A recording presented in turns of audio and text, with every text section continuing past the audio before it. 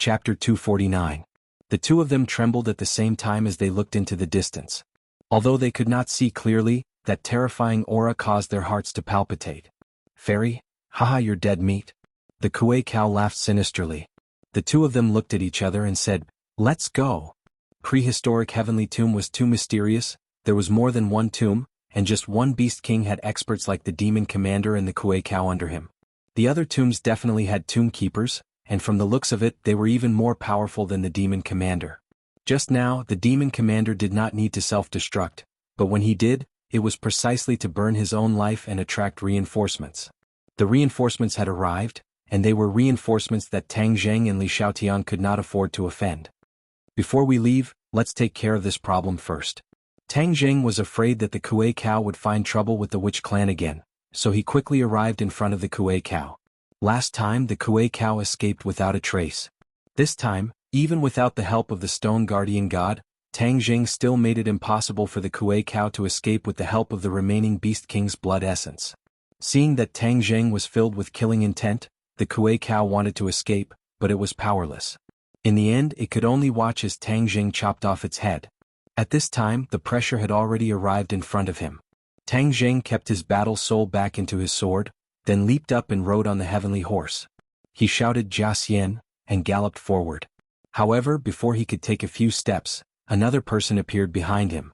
Li Xiaotian actually jumped onto the back of his horse, sticking close to his back, and quickly left the scene. Tang Zheng felt a soft body pressing down on his back, especially the too towering softness that made his heart restless. This woman has a lot of assets. Li Xiaotian did not notice at all that the two of them were in such an ambiguous position, allowing Tang Zheng to enjoy the ecstasy of a chest massage. She turned her head to look behind her. In the distance, there was a black mass that even the moonlight could not penetrate. She did not know what it was. Roar, roar, roar. Suddenly a series of angry roars sounded. Both of them felt a chill in their hearts at the same time. Even Tang Zheng temporarily forgot about the ecstasy of the massage. He still had a lingering fear in his heart. The anger in this voice is self-evident. Fortunately, we ran quickly. Otherwise, it would be terrible if we were blocked. The heavenly horse galloped, and Tang Zheng did not know where it was going. He only felt that the yin qi in the world seemed to be getting thicker and thicker, so thick that it seemed to be impossible to dissolve. Suddenly, the number of tombstones in front of them decreased, and a small forest appeared. These trees were pitch black, and the leaves and trunks were no exception. It was as if they had completely merged with the night. If it weren't for their superior eyesight, they would have crashed into the tree trunk. Tang Zheng suddenly pulled on the reins, and the heavenly horse stopped. The angry roar could no longer be heard, and the heart-palpitating pressure had completely disappeared. However, the two of them still did not relax. Li Xiaotian urged, "Why did you stop? Quickly take us away from this damned place." Tang Zheng remained unmoved. He stared at the strange forest, his face revealing a look of joy. Li Xiaotian looked at him in astonishment, followed his gaze and landed on the forest, asking suspiciously, "What are you looking at?" "Heaven-yuan fruit." Tang Zheng secretly shouted. He soared into the air and directly jumped onto a big tree. "Hey, what are you doing? Hurry up and leave. What's there to see in these trees?" Li Xiaotian said angrily. What if they delayed for too long and the pursuers came? Li Xiaotian, who was not afraid of anything, was a little afraid this time. This place was too strange. The pre-celestial stage was considered an expert outside, but he could not run amok here. Tang Zheng ignored her thoughts and quickly shuttled through the forest. "Are you kidding me? This is the heaven-yuan fruit tree that the elder described, but there isn't a single fruit. Damn it." Tang Zheng was indignant. Could it be that these fruit trees have no fruit? Then where am I going to find the heaven-yuan fruit? He couldn't help but frown.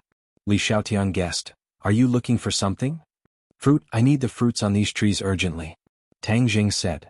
"Fruit?" Li Xiaotian looked at the dense fruit trees in shock and asked, "What do you want the fruit for?" "It's urgent." Tang Zheng did not say that Fang Shishir had been poisoned by the snake poison. From the bottom of his heart, he did not want to expose the witch clan to her, so the orphan hid the truth. Li Xiaotian curled his lips and said, "No matter how urgent it is, can it be compared to escaping for your life? If you want to escape, no one will stop you. Don't disturb me from looking for something." Tang Zheng said snappily. You want to send me away just like that?" "No way, Tang Zheng, let me tell you, you are actually a cultivator and you even appeared here. You have too many secrets, I must find out," Li Xiaotian said solemnly. Lunatic, what obligation do I have to tell you my secrets? Hee hee, the people of the Li sect are interested in all secrets. Furthermore, you are a cultivator, you must know that the martial sect is a mortal enemy of cultivators. If they know your identity, then what do you think the consequences will be? Li Xiaotian laughed sinisterly. Tang Zheng was startled. No matter what, he would never have thought that he would meet this woman in the forbidden grounds. If he did not reveal his identity as a cultivator here, he would not be able to survive. This big secret that he had kept for a long time was actually known by her.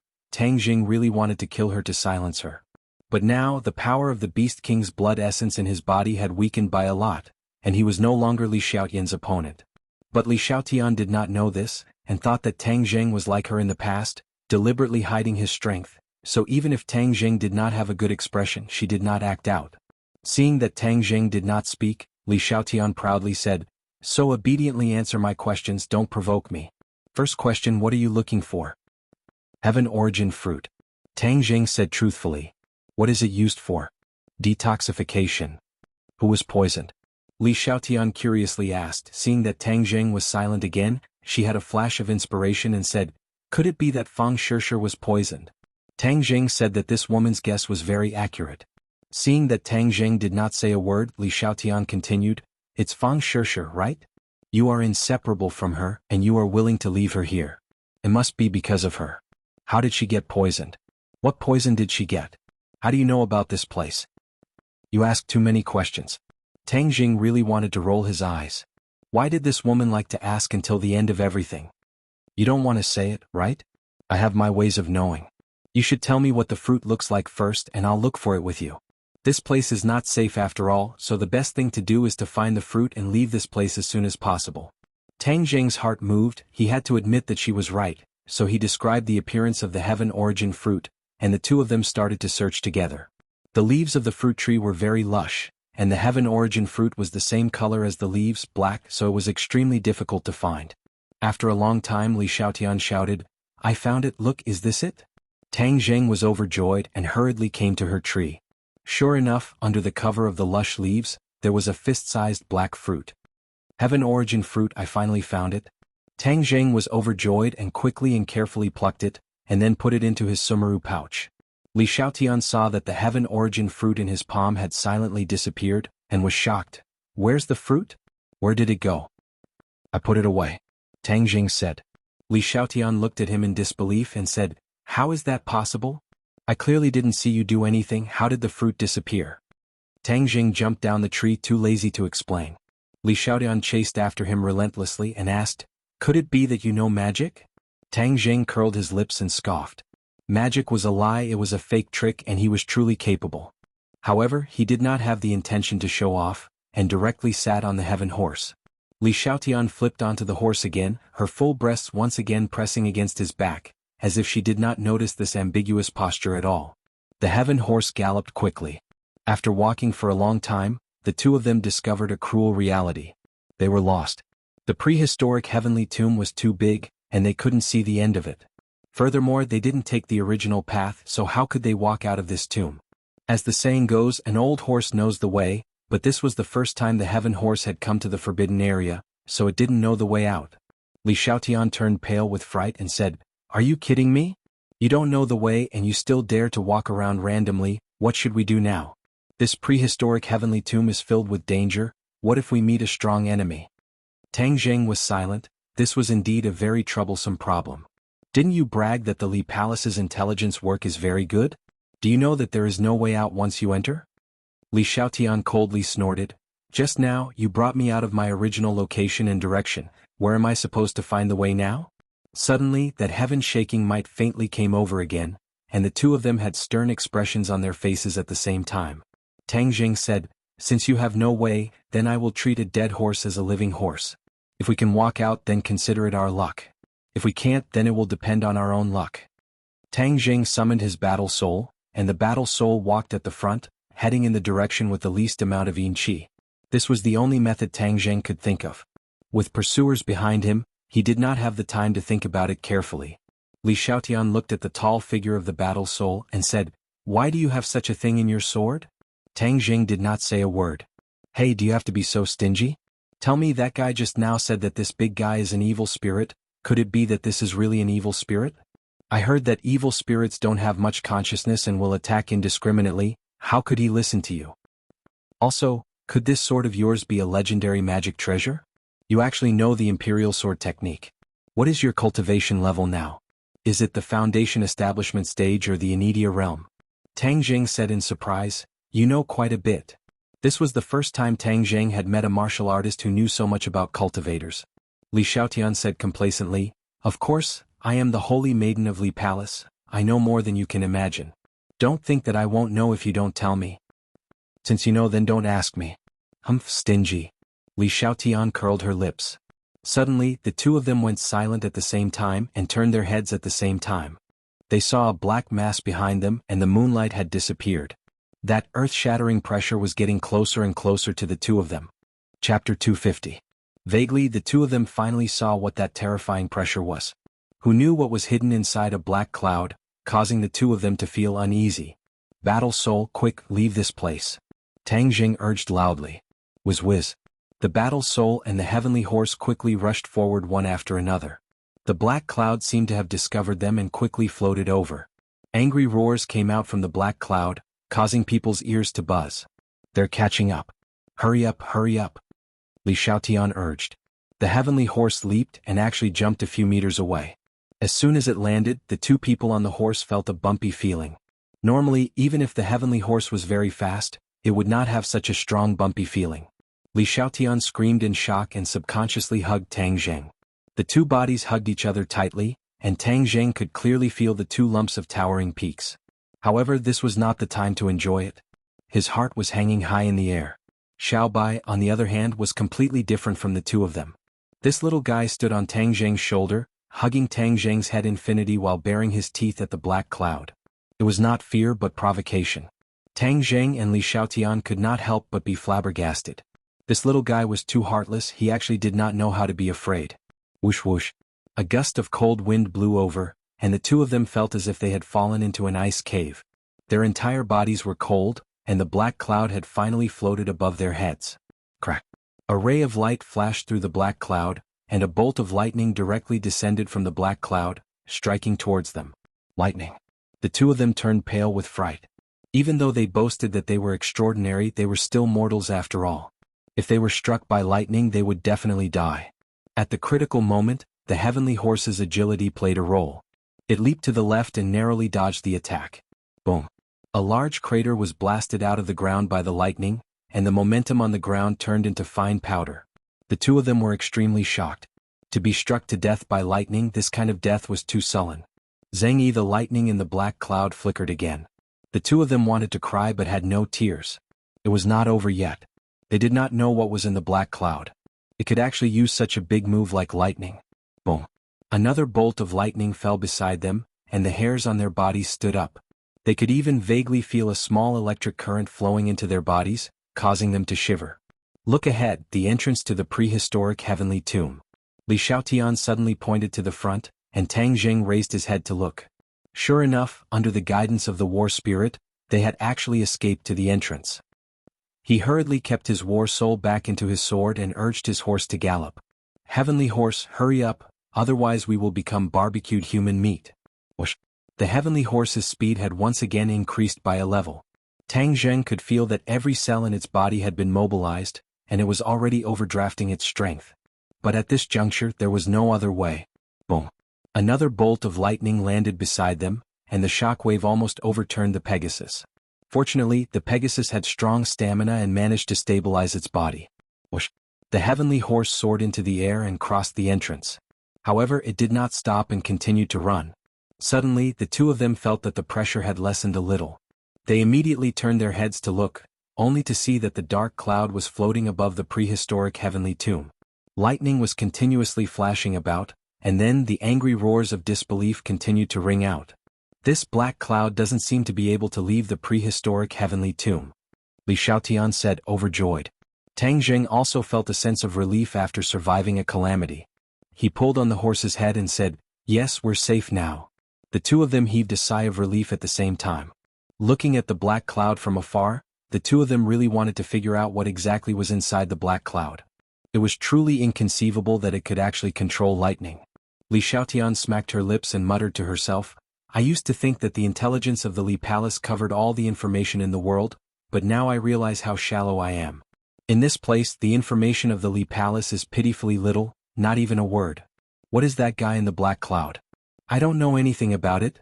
As she spoke, she couldn't help but lower her head in dejection, as if she had suffered a huge blow.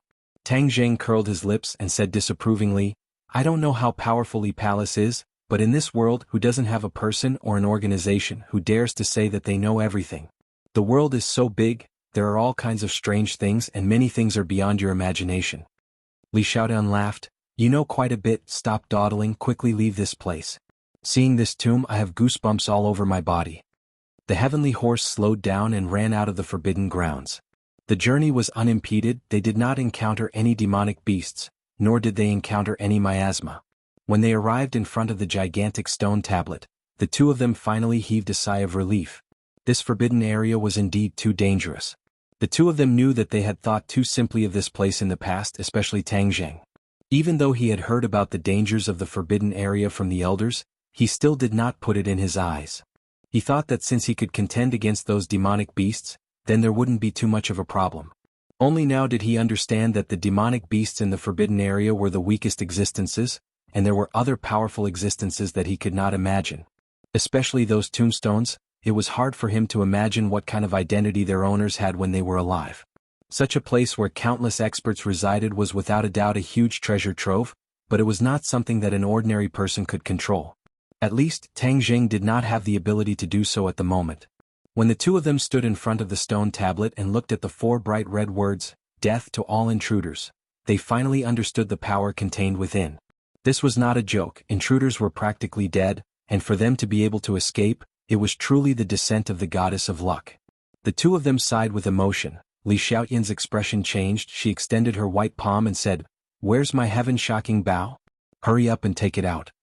Tang Zheng's head shook. This woman was indeed not easy to deal with. She wanted to ask for the heaven-shocking bow the moment she escaped danger. Since the heaven-shocking bow had entered his pocket, of course she would not let it go. Thus he simply said, I lost it. What? Lost? You actually threw away such a divine weapon? Are you kidding me? Li Xiaotian roared in exasperation. Tang Zheng shrugged his shoulders and said, You chased me so closely, I hid under a tombstone, and then I was chased after, how could I have the time to retrieve it? But if you are brave enough, I don't mind telling you where it is, and you can go and retrieve it yourself. Li Xiaotian panted with anger, his face flushed red and said, This is too much, didn't you promise me before that if I helped you resist the demon commander, you would give me the heaven-shocking bow? Did I say that? Tang Zheng smiled faintly. You already said it, do you still want to go back on your word and not admit it? A man, if you dare to do it, you will dare to do it. Tang Zheng sighed and laughed. Didn't you promise Xiao Lung at that time, and then you turned around and sold him? Li Xiaotian said indifferently, Believing a woman's words, especially a beautiful woman like me, isn't that too stupid? Don't you know that beautiful women like to lie? Tang Zheng shook his head speechlessly, finding it hard to understand her logic. You are a man, so you should keep your promise, do you know that? Li Xiaotian lectured angrily. Tang Zheng said innocently, I am a man of my word, I am not lying, you can recall what I promised you earlier. I mean, if you help me resist the demon commander, I will tell you where the heaven-shocking bow is. I will tell you now, but you do not dare to take it. Li Xiaoyan's eyes gradually widened, and in the end he was dumbstruck. He pointed at Tang Zheng and said, You actually set a trap for me? Same here. Looking at her, Tang Zheng's mood was exceptionally good. Li Xiaotian, you also have this day. Li Xiaotian really wanted to kill him, but when he thought about how he killed the demon commander, he couldn't help but feel anxious.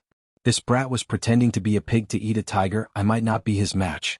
However, she did not know that the power of the Beast King's blood essence in Tang Zheng's body had already been exhausted, and he was no longer her match.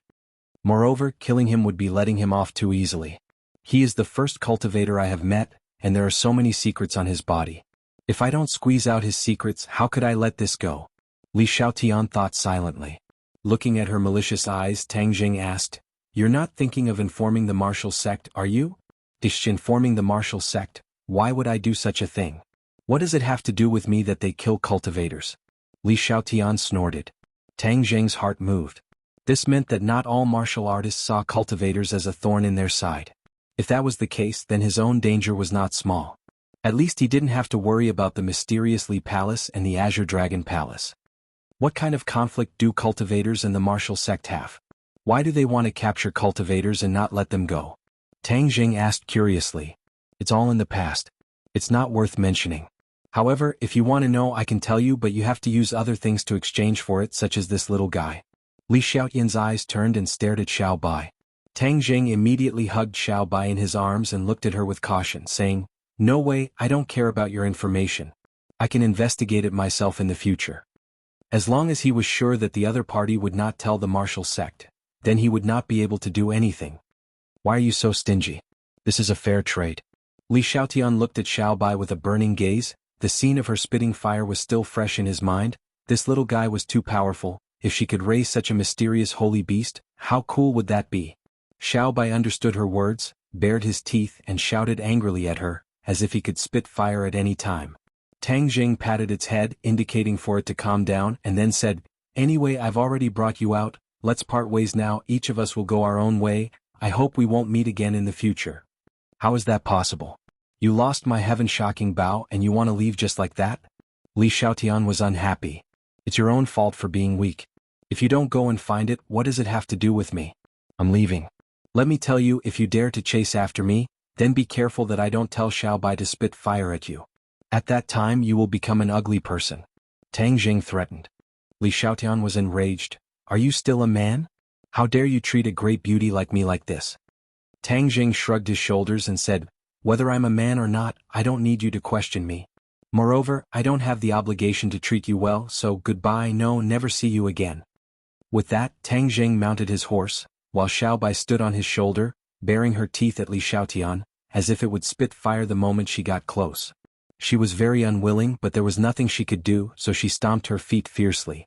Tang Jing was still worried that she would catch up and discover the secret of the witch clan, so when he saw the miasma floating towards him, he was overjoyed. He shouted, "Jia!"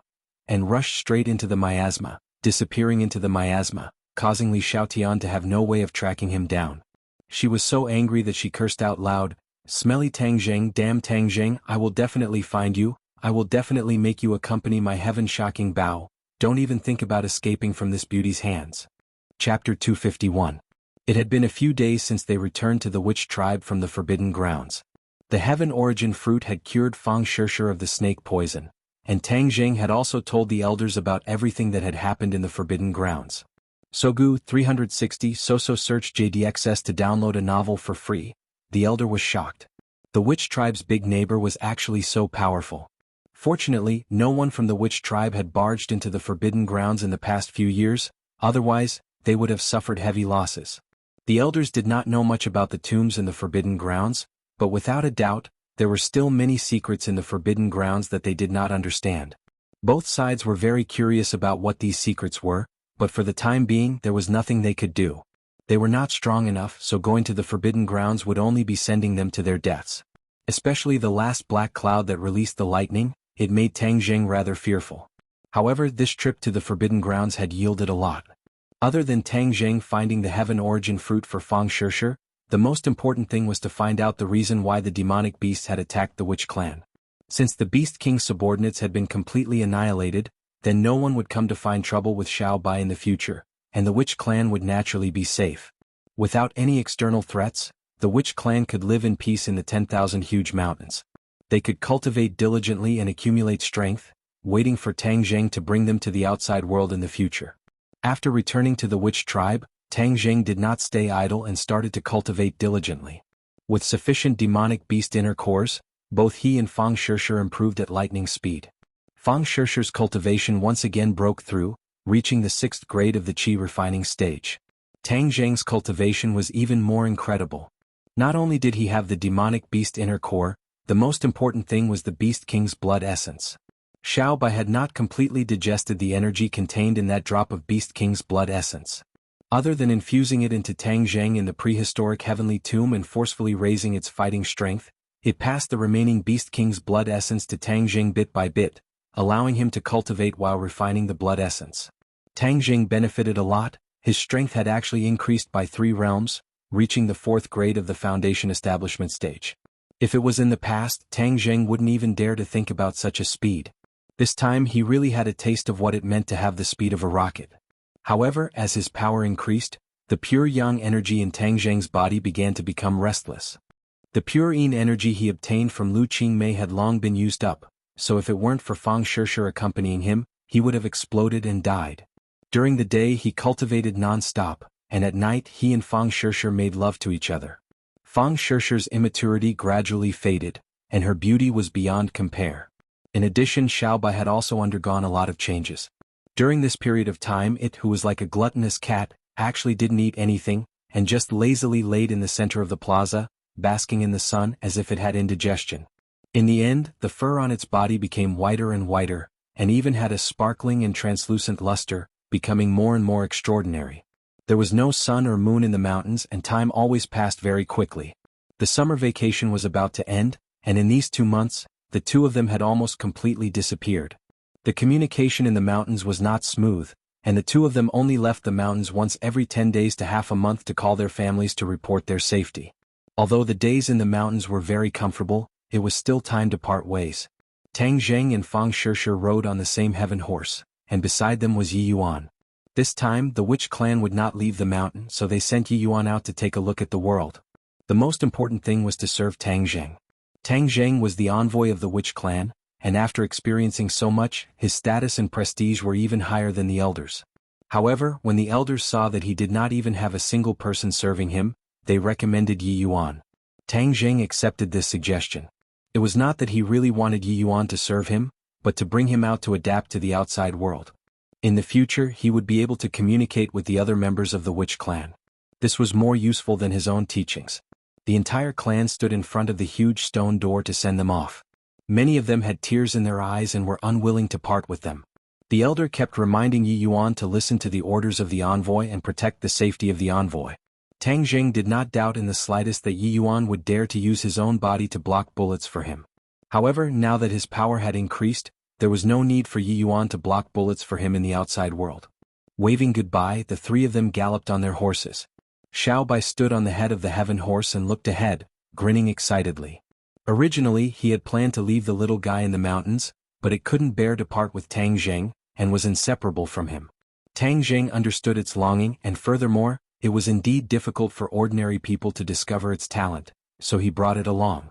After walking out of the mountain and arriving at the outskirts of Dianan City, Tang Zheng was not prepared to enter the city. After all, that was the Long family's territory, and since he had promised Long Xuanhuan, he would not disturb Mu Hongyan and her mother for the time being. Halfway there, they rented a large truck and only loaded it with heaven horse s, allowing Yi Yuan's mount to return to the tribe on its own. Then, the few of them rode on the truck and traveled thousands of kilometers back to ordinary balance. Along the way, Yi Yuan was very silent and did not ask any questions. His eyes, however, were brimming with vigor as he observed the outside world and learned from it. When they arrived at the ordinary balance, Lin Hu and Fire Phoenix, who had already received the notice, were already waiting at the reception point. When they saw Tang Zheng leading a horse down from the carriage, they actually felt a sense of space-time confusion, especially since the three of them were wearing ancient clothes, as if they had transmigrated from ancient times. The two of them quickly walked over and sized up Tang Zheng and the other two. Lin Hu said, "Young Master Tang, did you go to shoot a movie? Why are you dressed like this?" Tang Zheng laughed and said, "I went out for a tour, this is my ethnic costume." The two of them suddenly realized, and the Fire Phoenix praised, "Young Master Tang is really handsome in this outfit, just like an elegant young master, enough to charm thousands of young girls." Tang Zheng's temperament had indeed undergone an earth-shattering change. He was no longer the young and inexperienced student from before. He gave off a very steady yet amiable feeling, making people involuntarily want to approach him. Hearing that, Fang Shishir looked deeply at Tang Zheng. She had to admit that what the Fire Phoenix said was true. He was indeed becoming more and more charming. She couldn't help but feel happy and a little disappointed. If Tang Zheng was outstanding, he would attract more and more girls and her position would be in danger. Tang Zheng did not notice Fang Shishir's abnormality and laughed lightly. "Fire Phoenix, you praise me too much." Lin Hu agreed, "Fire Phoenix is not spouting nonsense. Young Master Tang, if I were a woman, I would definitely chase after you." However, after looking at Fang Shishir who was beside him, he did not continue the topic and instead looked towards Yi Yuan. Yi Yuan's aura was very strong. The aura that he had nurtured from fighting ferocious beasts in the forest all year round was even sharper than the people on the streets. Who is this? People from my hometown have just come out of the mountains. During this period of time, I'll have to ask you to take care of him and let him familiarize himself with the outside world. Also, I'll have to give him a legal identity. Yuan was an unregistered person. He believed that Lin Hu had a way. Lin Hu smiled and said, "This brother must be an expert. It's my pleasure to meet you." Yuan was very proud in his bones. After all, he was the #1 warrior of the Witch clan. Although he was very convinced by Tang Jing, it did not mean that he would treat others the same way. He lightly glanced at Lin Hu and said, "Lord Envoy, I want to follow you. We have already returned to the big city, so there is no danger. Moreover, your mission is to familiarize yourself with the outside world, so you don't have to stay by my side all the time," Tang Jing advised. Yuan hesitated for a moment, then nodded in agreement. Lin Hu and the Fire Phoenix looked at Yuan in astonishment. They did not know why he would call Tang Jing Lord Envoy, but no matter what, this young man must be hiding a lot of secrets.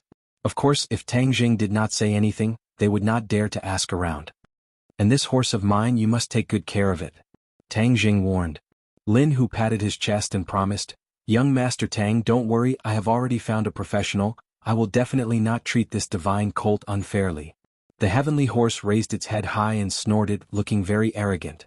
"Jiji Jiji." Suddenly Xiao Bai called out as if protesting that it was not introduced. The Fire Phoenix's eyes lit up and said, "Young Master Tang, this puppy is so beautiful. What breed is it?" Xiao Bai glared at the Fire Phoenix and bared his teeth at it, as if he was very angry that it was treated as a puppy. The Fire Phoenix laughed, "So cute." Tang Jing knocked on Xiao Bai's head. This guy liked to spit fire at every turn. If he did not stop him, he might really turn the Fire Phoenix into a fire phoenix. Although Tang Jing had repeatedly warned Xiao Bai, it was still very dissatisfied with being called a puppy and wanted to immediately spit fire to express its protest. "You are a puppy, what are you angry about?" Tang Jing reprimanded. Xiao Bai called out twice in grievance, then lay on Tang Jing's shoulder and drooped its head. Tang Jing had to repeatedly warn it, otherwise if it really spat fire, then it would be very troublesome. He was afraid that the country would capture it and use it as Xiao Bai's guinea pig for research. "It's just a small dog, it's not a valuable breed," Tang Jing said lightly, answering the Fire Phoenix's question. However, the Fire Phoenix did not think so. This little guy was obviously not ordinary, just the color of its fur was something she had never seen before, and its pair of fiery red eyes were very intelligent, as if it could understand human language. In short, the person and two animals that Tang Jing had brought back this time were not simple. Immediately, her and Lin Hu's reverence for Tang Jing became even stronger. With such a mysterious boss, no one would have the slightest thought of rebelling. After the few of them bid farewell, Lin Hu and the Fire Phoenix brought Yuan and the Heaven Horse and left. Tang Zheng and Fang Shishir brought Little White home, but they first went to the clothing store to buy 2 sets of clothes to change into. The city was not like the suburbs, the ancient clothes were still too eye-catching. Xiao Bai's cute appearance attracted a lot of praise from the shop assistants, and one of them even went to touch it. If not for Tang Zheng's repeated warnings, it would have already burned down the clothing store. The little guy seemed to have accepted its fate. It drooped its head and imagined itself to be an obedient puppy. Tang Zheng sent Fang Shishir home, then brought Xiao Bai home and impatiently went home. However, just as he reached the door, he met his grandfather, Tang Dahai, who hurriedly opened the door with a face full of panic. Tang Dahai staggered and almost tripped. Tang Zheng immediately supported him. "Grandfather, why are you in such a hurry?" Seeing that it was his grandson, Tang Dahai immediately said, "Little Zheng, you're back. Hurry up and leave, let's move quickly." "What happened, grandfather?" Tang Zheng turned pale with fright. "Our house. Haunted." Tang Dahai turned around to look at the house and said in fear. Chapter 252. Haunted. Tang Zheng was taken aback, but he was not afraid. How many ghosts had he seen? This ghost dared to come to his house. That was simply asking for death.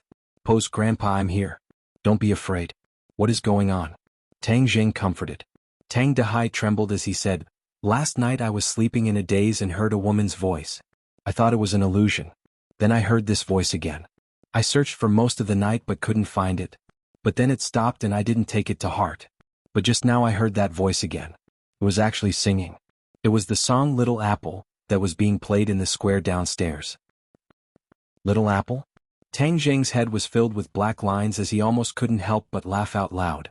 "Are you kidding me? Could it be that this female ghost is an artist? Even after becoming a ghost, she can still sing. Moreover, she can sing a divine song like Little Apple. Grandpa, wait a moment. I'll go in and take a look. Tang Dahai quickly stopped him and firmly said, "No, it's haunted. We won't live here. What are you going in for? What if the ghost hurts you?" Tang Jing didn't know whether to laugh or cry. Grandpa's fearless personality was actually afraid of ghosts. So he explained, "Grandpa, you see, it's broad daylight. Moreover, I'm full of yang. When the ghost sees me, she can't wait to hide. How would she dare to harm me?" Tang Dahai hesitated. Tang Jing opened the door and walked in with large strides. Little White jumped down from his shoulder and stood up straight, also listening attentively. There was no sound. He hadn't taken 2 steps when suddenly, a woman's voice sounded. It really was singing Little Apple. It was many times better than the original. The voice was mellow and clear like a lark. There really is a ghost. Tang Jing couldn't help but be curious. What kind of ghost dared to come to his house? Today he must catch this ghost. Following the voice, Tang Jing and Xiao Bai came to his bedroom. It was empty and very clean. It could be seen that during his absence, Grandpa often cleaned the house. The voice came from the balcony. A ray of sunlight shone on the balcony. Tang Jing's gaze fell on the flower pots. At that time, in order to hide the 300-year-old ginseng, he also bought some other flowers and plants to hide. These flowers and plants grew very well, but Tang Jing saw the pot of ginseng at a glance. Originally, the pot was bare with only soil, but now, a few green leaves grew out of it. They swayed gently as if they were dancing to the song. Tang Jing was dumbfounded. There was no wind now, and the other flowers and plants were motionless. Only these few leaves were swaying. This was very strange. What was even stranger was that the song was coming from the flower pot. Tang Jing felt as if he had just woken up from a dream. How was this a ghost? This voice clearly belonged to the little ginseng linger. He had not heard this voice for a long time, so he did not recognize it immediately. Xiao Bai dashed to the side of the flower pot and opened its small mouth to bite the leaves. Ah! Linger turned pale with fright and screamed, "You're not allowed to eat me. Stop." Tang Jing hurriedly hugged Xiao Bai. This little guy's movements were too fast. If he really ate Linger, then he would vomit blood. "Master, you're back. Ling-er hasn't seen you in so long, I've missed you so much." Ling-er cried out in joy after surviving a calamity. Tang Jing looked at the flower pot and said, "Linger, when did you grow leaves?" "Last night." Linger happily said, "Master, Linger is too happy. I have leaves again. Linger has not had leaves for many years." Saying this, the leaves swayed a few times, seeming very excited. "But why are you speaking so loudly?" Tang Jing still remembered that at that time, Linger's voice was very soft. He almost did not hear it and directly refined her into a spirit-gathering pill. Linger feels that my spiritual power has increased a lot, so my voice is naturally loud. Tang Jing suddenly realized that Linger was a medicine spirit and had a pure mind. She did not know that if she spoke so loudly, even Tang Dahai could hear it. That was why she thought that the voice was a female ghost. "Master, Linger will sing for you, okay? Downstairs they sing this every day. Linger thinks it's very nice." Tang Jing smiled bitterly and said, "Don't sing. If you like listening to songs, then I'll find you something else in the future." He really did not want the pure Linger to be led astray by this kind of divine song. Linger heard this and excitedly shouted, "Really? Master is too good to Linger." Xiao Bai rolled his big eyes and licked his tongue as if he wanted to swallow Linger at any time. Looking at this foodie, Tang Jing could not help but hit his head and said, "This is Linger, you can't eat it, understand?" "Gigi." Xiao Bai called out, expressing his dissatisfaction. "Little Jing, are you talking to that female ghost? Why is she still calling you master?" Tang Dahai trembled as he came behind Tang Jing and asked in a frightened voice. Tang Jing was shocked. He was so focused on talking to Linger that he actually forgot about his grandfather. This time, the entire conversation was heard by him. His mind was spinning as he carefully thought about how to deal with it. Sooner or later, he would tell his grandfather about his identity as a cultivator. Moreover, his body was becoming more and more mysterious. In the future, if he suddenly told his grandfather everything, he was afraid that he would not be able to accept it. It was better to take this opportunity to tell him a little bit of things so that he could adapt. He stood up and looked at Tang Dahai and said, "Grandfather, our family does not have a female ghost." That voice was not a female ghost, it was Linger. "Who is Linger?" Tang Dahai was confused. Tang Jing picked up the flower pot and said, "It's her, a ginseng." "A human talking?" Tang Dahai was stunned. Then wouldn't she have become a spirit, a demon? Finished speaking, he stared straight at the flower pot. It was hard to imagine that his family had been raising a ginseng spirit. Tang Jing nodded his head. All things in the world, some coincidences can become spirits. This ginseng coincidentally became a spirit. She is a medicine spirit called Linger. She will not harm people. Tang Dahai was still in shock as he said in a low voice, "How can a demon not harm people?" Tang Jing laughed involuntarily. "Grandfather, that is the nonsense of ignorant people. Demons are also divided into good and bad. I am Linger's master, how could she harm me?" Linger seemed to understand but said seriously, "Linger will definitely not harm master. Linger will always protect master." Tang Dahai looked at Linger in disbelief. The voice did indeed come from the flower pot. His face became bitter as he said, "Little Zheng, this is too dangerous." Tang Jing patted his shoulder and comforted him. "Grandfather, you don't have to worry. Linger is really not in danger. Not only will she not harm me, she will also not harm you. Linger, this is my grandfather. You have to respect grandfather more than me. Do you understand?" Linger said, "And master orders Linger. Linger will definitely do it. Moreover, grandfather, you used to water me. How could Linger harm you?" Tang Dahai let out a sigh of relief. He carefully looked at it but he still felt that it was all like a dream. Linger, in the future no one in the family can speak carelessly. Otherwise it will not be good to scare others. More importantly, you cannot expose yourself and attract bad people to catch you. Tang Jing warned. Linger screamed in fear and said, "Linger will not dare to do it again. Linger does not want to be caught." Tang Jing comforted her for a while, then put down the flower pot and returned to the living room with his grandfather. Linger's voice finally disappeared. When the grandfather and grandson talked about their own matters, Tang Dahai's heart finally calmed down. The old man had long known that Tang Jing's ability was getting bigger and bigger, so after the initial shock he gradually got used to it. He now lived a very fulfilling life every day. Most of the time he was at the junkyard, dedicated to helping the city's scavengers with a group of old buddies. He had already gained a small reputation. Some of the scavengers in ordinary balance also came to sell things to him. This made some of the other junkyard very dissatisfied, but with the previous example, many people understood that the background of this junkyard was not simple. Moreover, every few days they would see people wandering around the junkyard but not collecting protection fees but providing protection. As a result, no one dared to cause trouble, and the business became more and more prosperous. Tang Dahai didn't care how much money he earned. What he cared about was letting the people in this line of work live with a little dignity. Tang Jing also briefly talked about some travel experiences. Of course, he omitted those soul-stirring scenes, but it also made the old man listen with relish. Suddenly Tang Dahai slapped his thigh and said, I almost forgot an important thing. Wait a moment, I'll go get it for you." Tang Jing was very curious about what it was. Not long later, Tang Dahai took out a courier bag and walked out. "Little Zheng, this is your Yenching University's admission letter." Tang Jing calmly took it out and took a look. He got his wish of Yenching University's archaeology department's admission letter. When he first filled in this application, many people were puzzled. He was the top scorer in the provincial college entrance examination, so it was not a problem for him to fill in any major. Many people filled in finance and computer science, and very few people would choose archaeology. Tang Jing had his own considerations. Learning other majors was not of much use to him. The history of cultivators had a long history, and wasn't archaeology the discovery and study of ancient things or things? Just suited him. "Little Zheng, during the time you left, there were still a lot of reporters blocking the entrance of our community wanting to interview you. I even went out to avoid the limelight for a few days. Later the overwhelming news about Takashi came out, and those reporters left resentfully. Now Takashi is a celebrity. He is a business card of ordinary balance. It is said that he was also admitted to Yenching University. You will still be classmates in the future." Tang Dahai said. Tang Jing's heart moved. He had questioned Takashi face to face, but this kid did not say anything. Later, Tang Jing went to Dianan, and this matter was left unsettled.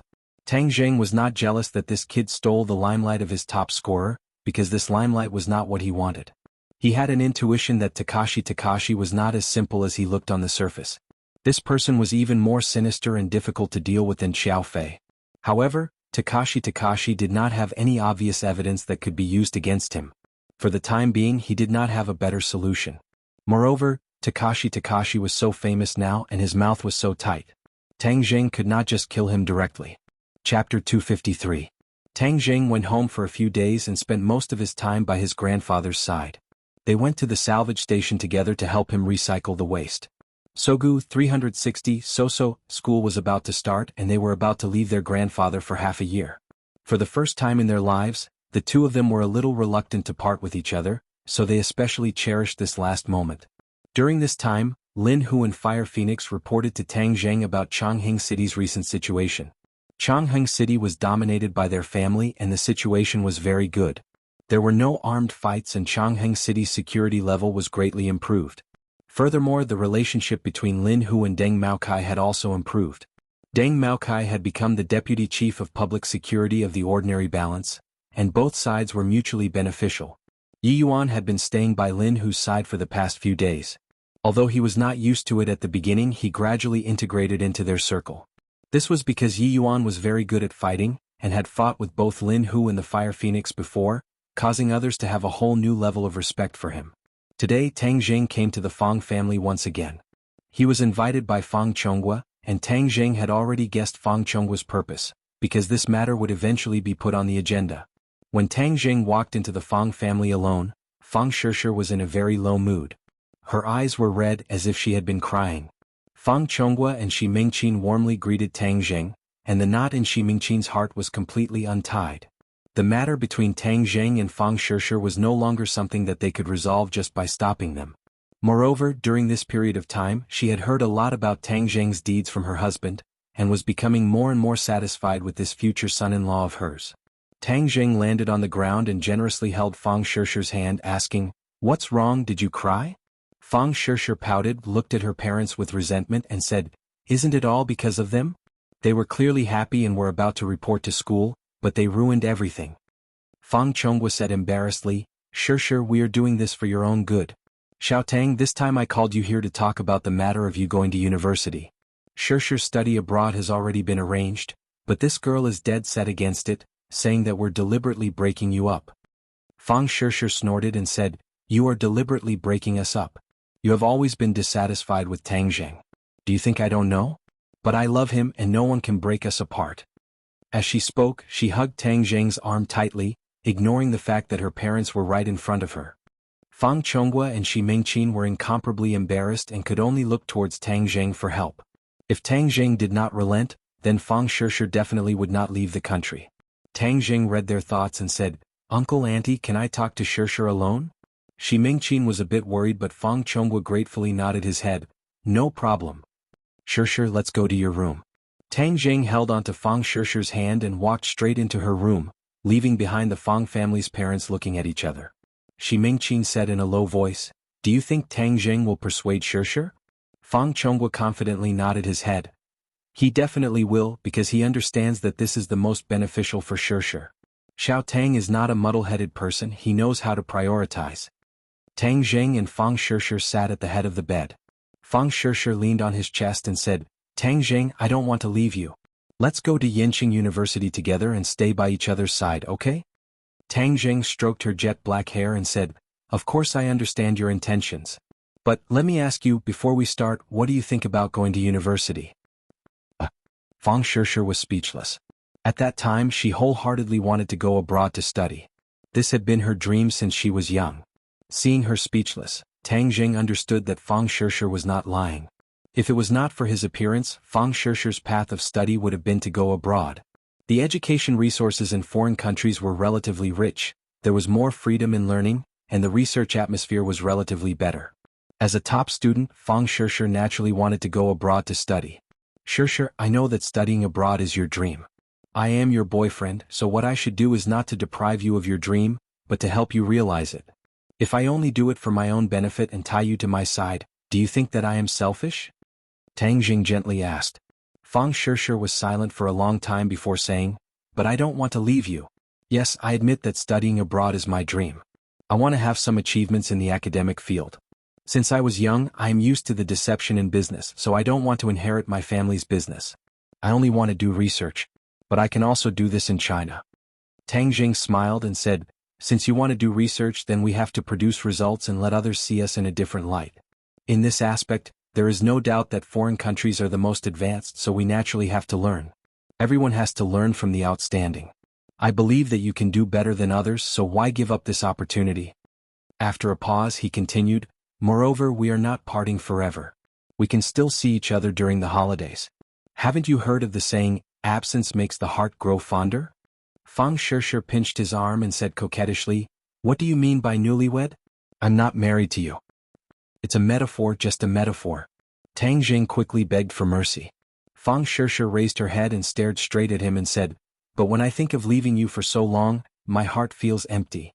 I'm already used to the days when you are by my side. I don't know what it will be like when I go abroad. Moreover, people say that long-distance relationships will lead to death. I don't want that. Tang Jing could not help but laugh. That is just nonsense. Now that technology is so advanced, with the internet and phones, we can contact each other more. Fang Shishir rolled her eyes and said, what if I am not by your side and other girls take advantage of the situation? You are so outstanding. Nowadays women are so aggressive. Tang Jing said, my will is so firm, I am not that kind of person. Heng, you can't believe a man's words. Yo, so old and experienced. You seem to understand men very well. It seems like our family Shishir has really matured. Fang Shishir said shyly, who is your family Shishir? You are, from now on you are the Tang family's daughter-in-law. You can't run away. Tang Jing hugged her. She did not struggle and her heart seemed to melt. She hugged him back and buried her head in his chest. But what if you are taken away by someone else? Obviously this was her biggest concern. Tang Jing could feel the uneasiness in her heart. He kissed her hair and said, you have to have confidence in yourself. You are such a good girl. Where can I find another one? There are many good girls in this world. Okay, don't let your thoughts run wild. Now that your parents are not against us, this is our biggest victory. How can a little distance stop us? Moreover, have you forgotten our identity? We are cultivators and our lives are very long. So 4 years in university is actually very short for us. It is not as scary as you think. Do you understand? Mentioning her identity as a cultivator, Fang Shishir's eyes lit up. This was her and Tang Jing's strongest bond apart from feelings. Okay, I promise you that I will go abroad. In the next few years, I will work even harder to cultivate. In the future, I will not be a burden to you. I will become your right hand on the road ahead. Fang Shishir solemnly vowed. Tang Jing let out a sigh of relief and said, it is enough to have you as my backing. Don't leave tonight. Just stay at my house. The two of us will be separated in a few days. You have to accompany me. Fang Shishir said reluctantly. Then your parents won't have any objections? Hang, if they dare and have any objections, then I won't go abroad. Ah, good. If you are not afraid, then of course I am not afraid. I will risk my life to accompany you. Tonight we will fight 300 rounds. Tang Jing said excitedly. Aren't you ashamed? Be careful not to let my parents hear you. Fang Shishir said coquettishly while in his embrace. In any case, they know what we will do. What is there to be afraid of if they hear us? Tang Jing's skin was thick as he said disapprovingly. You are not allowed to say it. Fang Shishir hurriedly covered his mouth. The two of them were affectionate for a moment before opening the door and walking out. Fang Shishir's face was still a bit red. Seeing her parents looking over, Fang Shishir hurriedly said, I agree to go abroad. Fang Chonghua and Shi Mingqin smiled as if relieved of a heavy burden. They looked at Tang Jing with eyes full of affirmation and gratitude. Tang Jing will stay at our house tonight. Fang Shishir said again. Fang Shi and Shi Mingqin's smiles immediately froze on their faces. Shi Mingqin wanted to flip out but was stopped by Fang Chonghua. Since their daughter took a step back, then as parents they should also take a step back. Forcing them step by step would only make things worse. Moreover, the two of them had already done what they should and shouldn't have done. This was only a way to obtain recognition. Fang Chonghua was very clear on this point, so he agreed. The banquet was very rich. Everyone chatted like a family and the atmosphere was harmonious. Then, under the gaze of their parents, the two of them returned to the house. I will go take a bath first. Fang Shishir said as she hid in the bathroom. Tang Jing said with a bashful face, let's take a bath together. No, don't think of doing bad things. Not long later, Fang Shishir finished her bath and came out wrapped in a bath towel. She then pushed Tang Jing into the bathroom. After Tang Jing finished bathing, he walked out while drying his hair. When he looked up, his eyes were immediately stunned. Fang Shishir was wearing black stockings and a black low-cut fringed miniskirt. The scenery inside was faintly discernible, causing one's blood to boil. Tang Jing's Mao Zedong award fell to the ground and he swallowed his saliva. Fang Shishir was half lying on the bed and her curves were in full view. One of her legs was straight and the other was slightly bent. Her snow-white thighs were wrapped in black stockings. They were smooth and slender, creating a strong visual impact. The translucent miniskirt was completely unable to cover her skin. Instead, it revealed a large area of her snow-white chest which was extremely alluring. Fang Shishir's face was crimson red. She pointed her finger at Tang Zheng and said, "Didn't you want to fight for 300 rounds?" Tang Zheng's mind exploded and his blood boiled. He really wanted to immediately howl like a wolf. He had to fight for 300 rounds. Otherwise, wouldn't he be wasting this beautiful city in temptation? Chapter 254. Tang Zheng never thought that Fang Shishir would actually put in so much effort. It was extremely tempting. After a hearty battle, the two seemed to have lost all their strength as they hugged each other and spoke touching words of love. Free novel portal. The stockings had long been torn apart and thrown to the ground. A piece of the tassel miniskirt was also torn off and thrown to the end of the bed, silently telling the story of how intense the battle was. Fang Shishir lay on Tang Zheng's hard chest, her slender jade fingers gently exploring his chest. Her face was still red and her body was like a pile of mud, not wanting to move anymore. Tang Zheng gently stroked her smooth jade back and said, "When did you buy this set of things?" Fang Shishir's lips curled and said, "Do you like it?" "Of course I like it. Didn't you see how hard I worked just now?" Tang Zheng said happily. This time it was truly a big surprise. "I once saw that my mother had this kind of clothes in her wardrobe, so these past few days I secretly bought it online and sent it home."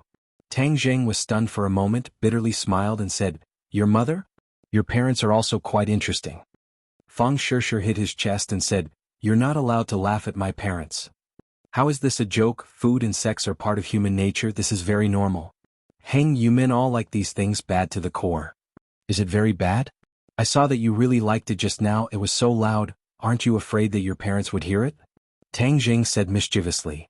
"They won't hear it. 2 days ago I specifically played a very loud song in the bedroom and then went outside to listen, but they didn't hear anything," Fang Shishir immediately said. Tang Zheng's eyes widened and he couldn't help but laugh. "Ha, Shishir, you actually made preparations. You're too cute." As he spoke, he lifted her face and fiercely kissed her. Fang Shishir's breath smelled like orchids as she responded passionately. Not long after, the room was filled with ambiguous panting sounds again. Next door, Fang Chonghua and Shi Mingqin were lying on the bed. Shi Mingqin said with a bitter face, "Just listen to what those young people are saying." After such a short while, that voice rang out again. Fang Chonghua looked out of the window and smiled bitterly. The walls of the room were soundproof, but the sound drifted in through the window. Obviously, Fang Shishir's room only had the curtains drawn, but the windows weren't closed, so the sound came out from the window.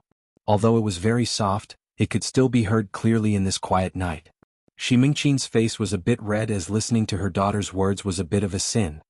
"You're young and energetic, so you're naturally in good health." Fang Chonghua was not surprised. "Wasn't I the same when I was young?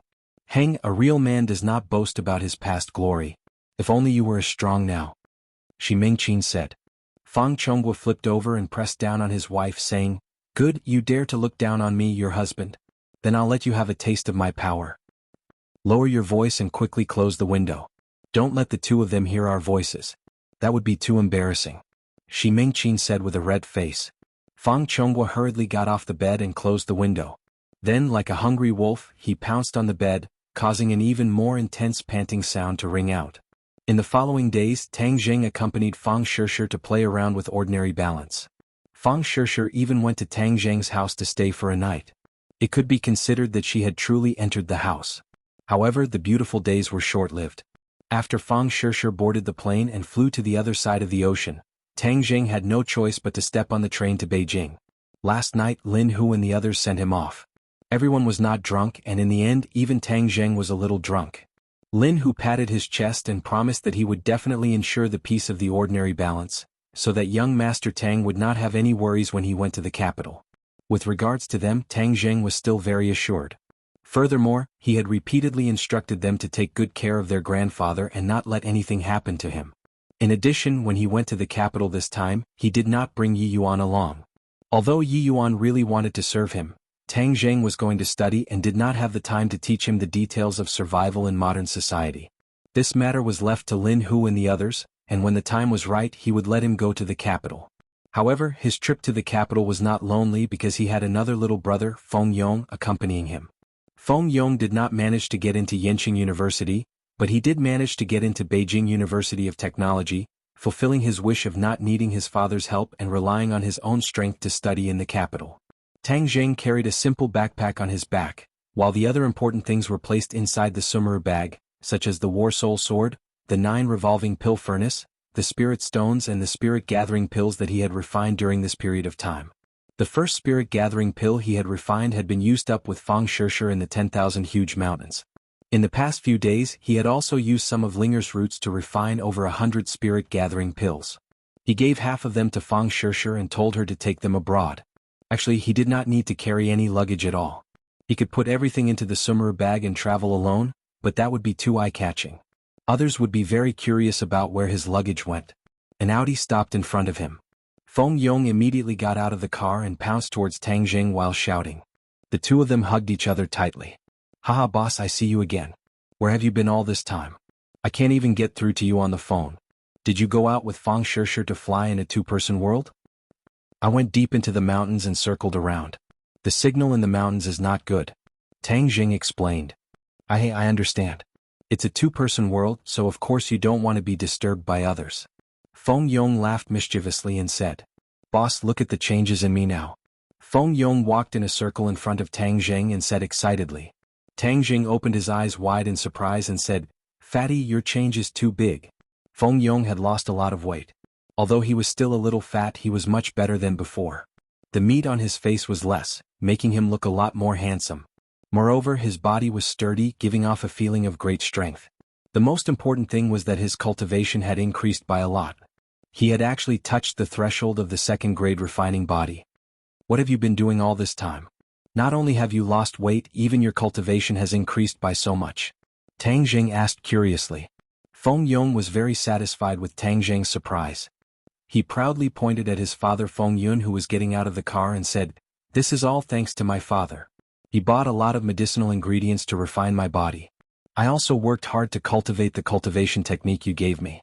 Afterwards, I had my current results. Tang Zheng suddenly understood.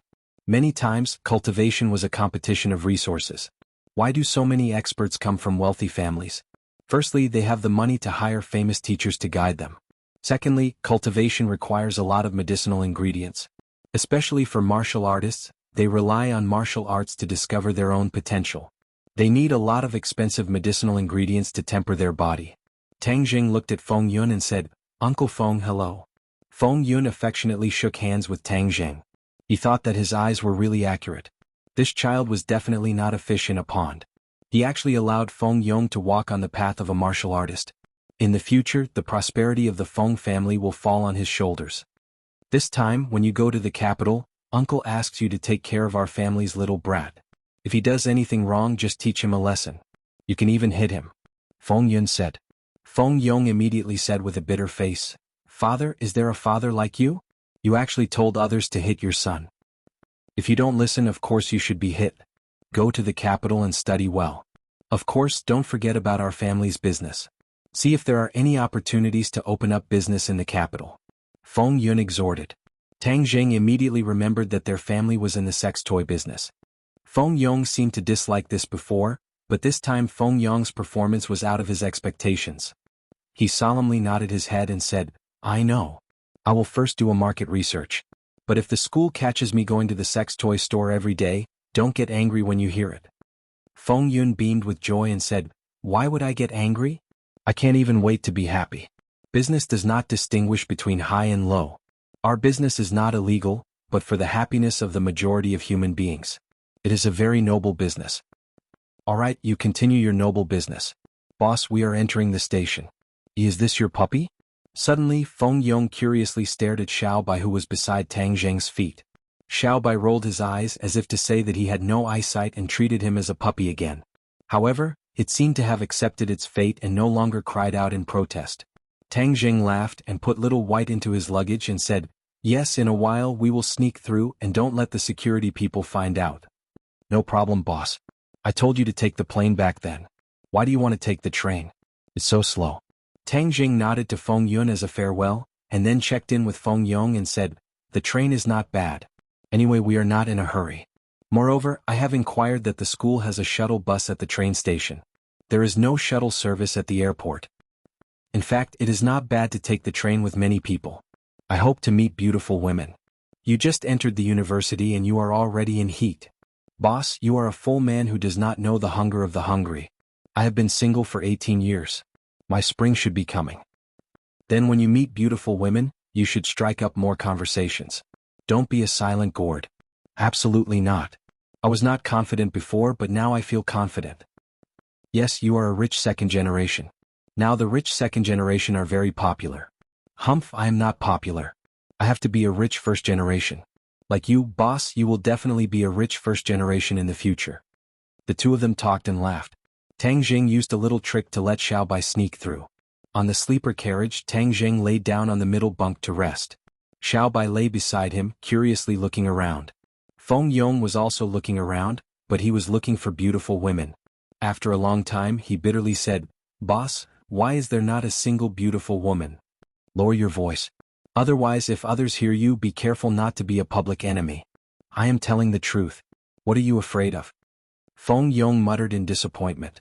Tang Jing had nothing else to do, so he simply fell asleep. In a daze, he was shaken by someone. He heard Feng Yong suppress his excitement and whispered, "Boss, beautiful woman, look at beautiful woman." Tang Jing opened his hazy eyes. The train was moving quickly. He did not know where he had arrived, but he saw Feng Yong winking at him with a face full of excitement. Chapter 255. Tang Jing looked in the direction Feng Yong pointed and saw two women and a man standing opposite him. They were putting their luggage away with their backs to him. Tang Jing, who was reading comfortably, remembered that there was no one on the opposite bunk. It seems that they just got on the bus. If they are beauties, then you should act. Tang Jing said in a low voice. Feng Yong smiled. Of course I have to act. Two beauties suddenly came. Happiness came too suddenly. This trip won't be lonely. Hey, is this your bed? Suddenly, Feng Yong's shoulder was patted. Feng Yong turned around. The only boy among the three was a handsome guy. He was about the same age as Tang Jing and the others. He was dressed in famous brand clothes. It seemed that he wanted to write on his face that he was rich and arrogant. It's my bed. Feng Yong answered doubtfully. Change your position. You can sleep on my bed. The other pointed to the upper bunk opposite him. Feng Yong frowned and said, I don't sleep on the upper bunk. I'll give you money to buy your bed. The handsome guy directly took out 1,000 yuan from his wallet and threw it on the bed. Tang Jing smiled. Does this guy like to throw money at people? However, he found the wrong person. Feng Yong is not short of money. Feng Yong disdainfully snorted and said, Yo, 1,000 yuan. That's a lot of money. Dollar. That's right. I can buy 2 places for you. The handsome guy said arrogantly. The other 2 girls put away their luggage and also turned around. Tang Jing finally saw the 2 people clearly. He really had a feeling that his eyes lit up. Both of them were beauties. They looked like students. One of them was dressed very fashionably with light makeup on her face. It was very delicate. She carried a small bag on her wrist. The pride between her eyebrows could be seen at a glance. The other one was very quiet. Her facial features were exquisite. The key was that she did not wear makeup, but she was still a living beauty. She wore a pair of black-rimmed glasses. Not only did it not ruin her beauty, but it also added a different kind of temperament. She was dressed very simply, but that vigorous youthful aura came out of her. Hurry up and make way, this 1,000 yuan is yours. The handsome guy urged. The fashionable girl also chimed in. Yes, quickly take the money and go to the upper bunk. Wen Jing pursed her lips. She wanted to say something but hesitated. In the end, she didn't say anything. Feng Yong raised his eyebrows and bent down to pick up the money on the bed. The handsome man's voice was full of joy. That's right, don't go against the money. That's not good. Wen Jing said in a low voice. The fashionable woman disagreed. Xuanhuan, don't bother with this kind of loser. You didn't see the way he looked at us just now, how wretched. Wen Jing tugged at her companion and said, Meng Yao, don't say that. It won't be good if others hear you. Humph, what's there to be afraid of if he hears it? It's the truth. Moreover, we have to let him hear it so that he can dispel his unrealistic thoughts. You don't know how troublesome flies are. Hey, the person you chose has been staring at you. They must be in cahoots. They're all losers. The fashionable woman disdainfully said. Tang Jing heard it clearly and couldn't help but smile bitterly. He had been treated as a loser, but it didn't matter. He was a loser in the past and had met by chance. He didn't have the interest to correct him. Feng Yong was not as well-mannered as him. He grabbed the banknotes on the bed and threw them on the ground, then stepped on them fiercely and said, "You have no sense of civility throwing things on my bed, I'll return them to you." This scene was out of everyone's expectations. They originally thought that Feng Yong would obediently give up the bed after taking the money, but they didn't expect to be ridiculed instead. Feng Yong's foot seemed to have stepped on the handsome guy's face. His face immediately flushed red and burned. Feng Yong sat on the bed, his hands behind his head, and looked at the other party in ridicule. "I'll give you one more chance. Pick up my money and give me the bed immediately." The handsome guy roared in anger. Feng Yong didn't even look at him. He unscrupulously looked at the two girls and said, "Next time you call someone a loser, first look in the mirror and see what kind of trash you are." Feng Yong initially had the idea of flirting with the other party, but after seeing the other party's face, he lost all interest. Using banknotes to smash people, even if Pengcheng International School was full of rich people's children, he had never seen anyone use such a low method. The handsome guy opposite him felt that he was too good. The fashionable student flew into a rage and said, "Who do you think you are to dare say that to me?" Feng Yong indifferently glanced at her and said, "I'm not a thing, but you're even less of a thing. So what if I say you? My mouth is on my body so I can say whatever I want." "Brat, you're asking for a beating." The handsome guy finally couldn't take it anymore and punched Feng Yong in the stomach. Feng Yong was no longer the ignorant person he was in the past. He leaned to the side and then grabbed the other party's collar. Ping, his head fiercely slammed into the wall. Feng Yong's move was clean and efficient. The two girls didn't even have time to react when they saw their companion let out a miserable scream. How can you hit someone?" The fashionable girl rushed over to help a handsome guy up and asked anxiously, "Xuanhuan, how are you? Does it hurt?" Xuanhuan covered his forehead in a sorry state, his head was dizzy, the force of the collision was not small. He glared at Feng Yong resentfully and said, "You dare to hit me?"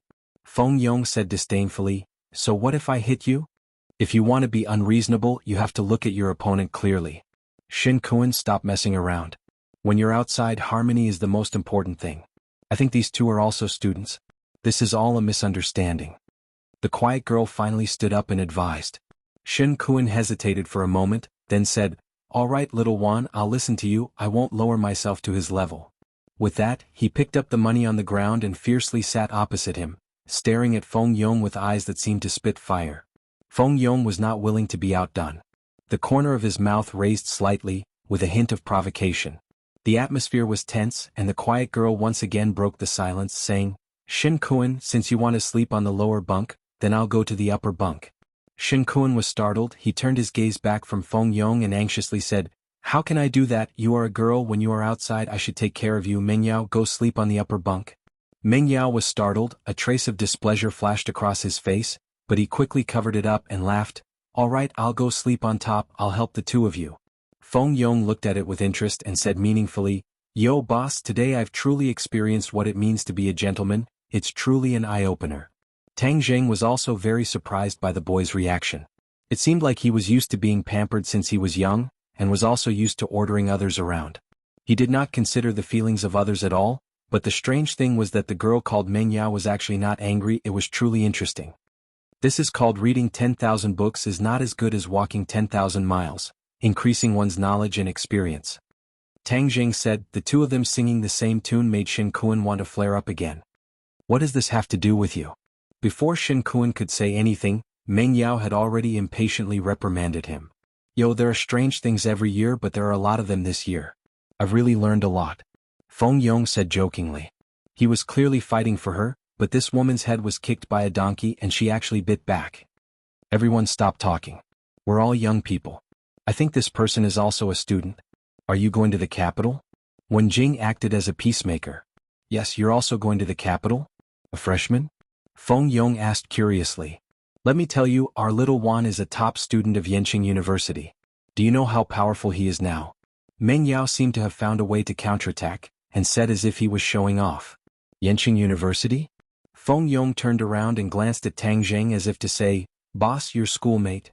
Tang Zheng smiled. There were many new students in the school and he was not interested in getting to know everyone. Even though the other party was a beauty, he was clearly friends with these two. From their friendship, he could tell that this person was a person of character, so he did not have much interest in this alumni. Tang Zheng was not someone who could not walk when he saw a beauty. After all, he did not lack beauties by his side. Meng Yao said proudly, "Do you know how powerful he is now?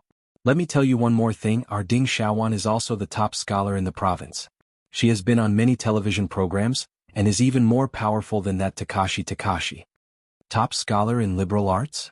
Tang Zheng and Feng Yong were both shocked.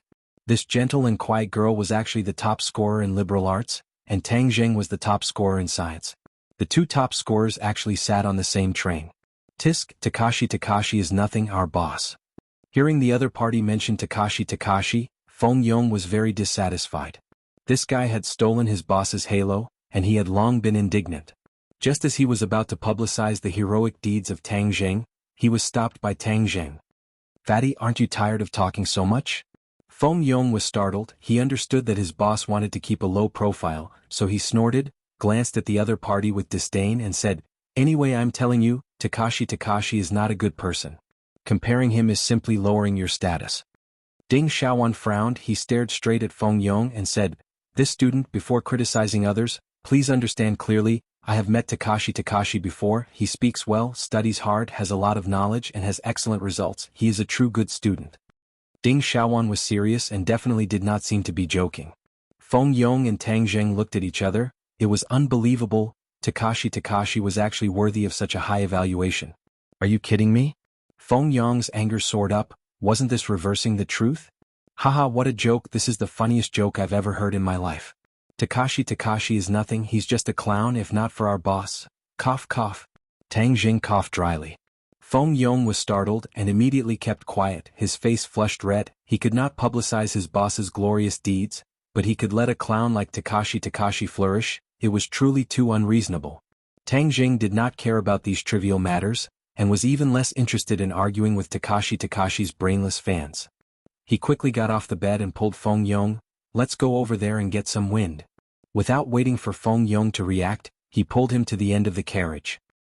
If you don't win, you'll run away, coward," Meng Yao said in disdain. Ding Xiaowan looked at their backs and shook his head in displeasure. He thought to himself, this kind of person likes to stir up trouble and gossip. It's better not to provoke this kind of person. Chapter 256.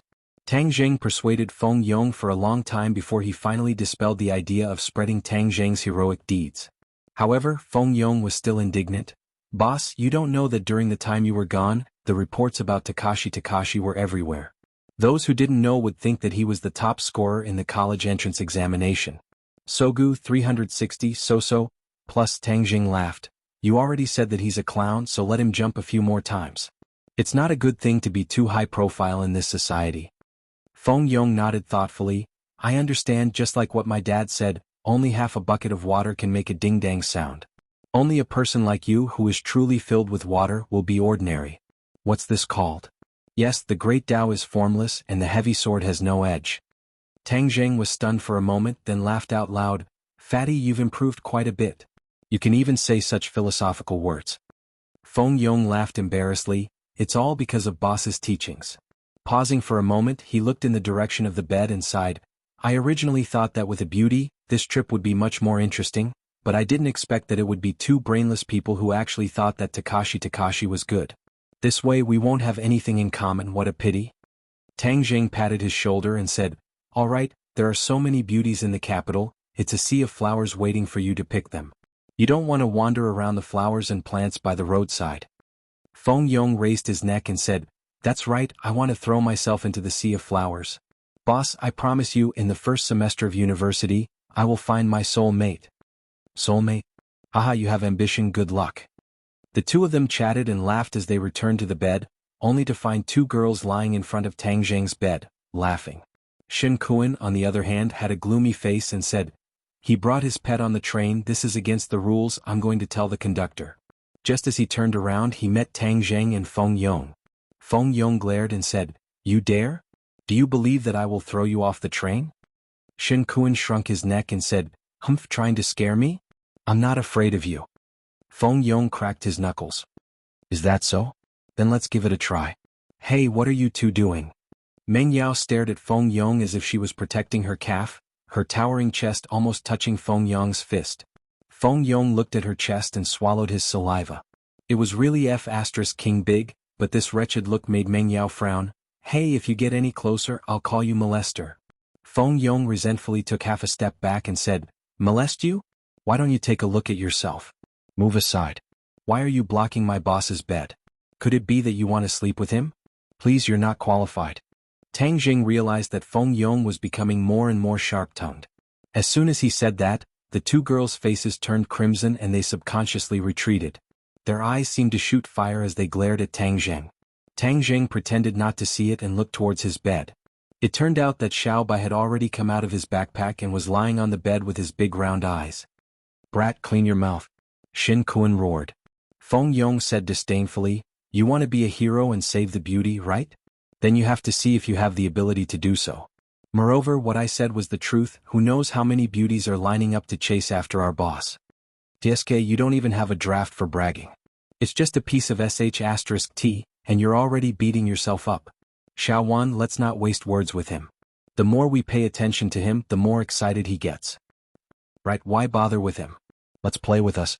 Xuanhuan agreed. Ding Xiaowan bit her lips and asked, Classmate, what breed of dog is this? Why have I never seen it before? Mutt. Tang Jing said without turning his head, and casually stuffed Xiao Bai back into his bag, causing it to look at him with hidden bitterness. How could this be a mutt? Its fur is so beautiful, but its eyes are actually red. I've never heard of it before. Ding Xiaowan seemed to be very knowledgeable about dogs. Tang Jing climbed onto the middle bunk and said, Oh, since you made it sound so extraordinary, then let me tell you, it is a mysterious divine beast. Divine beast? Ding Xiaowan was stunned for a moment, while the other two couldn't help but laugh out loud.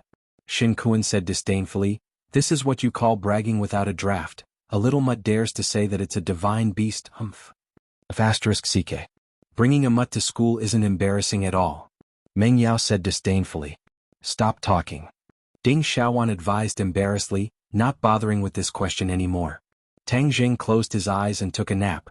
After an unknown period of time, a stern voice suddenly sounded out, Hey, get up, open your backpack for me to check. Tang Jing opened his eyes and discovered that the attendant was standing in front of his bed with a stern expression. His heart skipped a beat, and he subconsciously looked toward Xuanhuan, only to discover that he was standing in the middle of the aisle with his arms crossed, with a smile that was not a smile. Tang Jing immediately furrowed his eyebrows as this little brat alerted the train attendants. How despicable. However, he did not panic. He picked up his backpack and activated his true essence. Xiao Bai, who was originally hidden in the backpack, disappeared. Illusion technique. He was already at the 4th grade of the foundation establishment stage, and had long since become extremely proficient in illusions. He had used this move to allow Xiao Bai to pass through the security check. May I ask what's the matter? Tang Jing pretended to be at a loss and asked. Routine inspection. The attendant said coldly. Feng Yong also woke up and immediately understood what was going on. He looked nervously at the attendant, while Meng Yao was gloating as if he was watching a good show, while Ding Xiaowan revealed a trace of worry. On the other hand, Tang Jing was calm and collected. He casually handed his bag over to the attendant and said, Check it. The attendant did not expect Tang Jing to be so cooperative. He looked at him in surprise, then turned his head to look at Xuanhuan without leaving a trace, only to see Xuanhuan with a firm expression, nodding his head. The attendant was relieved. He thought to himself that he would not shed tears until he saw the coffin. He dared to casually bring a pet onto my train. If I don't catch you, who else would I catch? The attendant opened his backpack and looked left and right. There were only a few sets of simple clothes inside, and there was no sign of a puppy. Someone reported that you brought a pet dog onto the train. Where's the dog? The attendant went straight to the point and asked sternly. Tang Jing pretended to be at a loss and said, Pet dog? Where did this pet dog come from? Don't play any tricks with me. I've been a train attendant for decades. My eyes are fiery, don't even think about escaping my eyes. Tang Jing shrugged his shoulders and said, You've already checked the backpack. Don't you know how to see if there are any pet dogs? You, Feng Yong rolled his eyes and shouted, I know where the pet dog is. Everyone could not help but be stunned. Weren't they in the same group? Could it be that they were fighting among themselves? The attendant was in high spirits and asked, Quickly tell me, where is it? Feng Yong pointed at Xuanhuan and said, Nua, isn't it right there? Even a blind person can see such a big pet dog. You can't be blind, right? Haha. Tang Jing could not help but laugh out loud. Xuanhuan's face immediately flushed red. The attendant knew that he had been teased and glared fiercely at Feng Yong. Feng Yong chuckled, not afraid at all, and then looked at Xuanhuan provocatively. Didn't you say that he had a pet dog in his backpack? The attendant directly questioned Xuanhuan. Xuanhuan gritted his teeth and said, there really is one. We all saw it. It's in his bag. I've been keeping an eye on it. There's no mistake. Then do you think I'm blind? I can't even see a dog? Xuanhuan was speechless. Be careful. Don't look for trouble. The attendant said impatiently and left with large strides. Xuanhuan looked at Tang Zheng in disbelief and muttered to himself, how is this possible? It's clearly in his bag, how can the attendant not see it? Please recommend. Chapter 257. The luxurious car blocked Tang Zheng's path, attracting the gazes of many people. Most of them were students and parents from various schools. A person walked down from the car.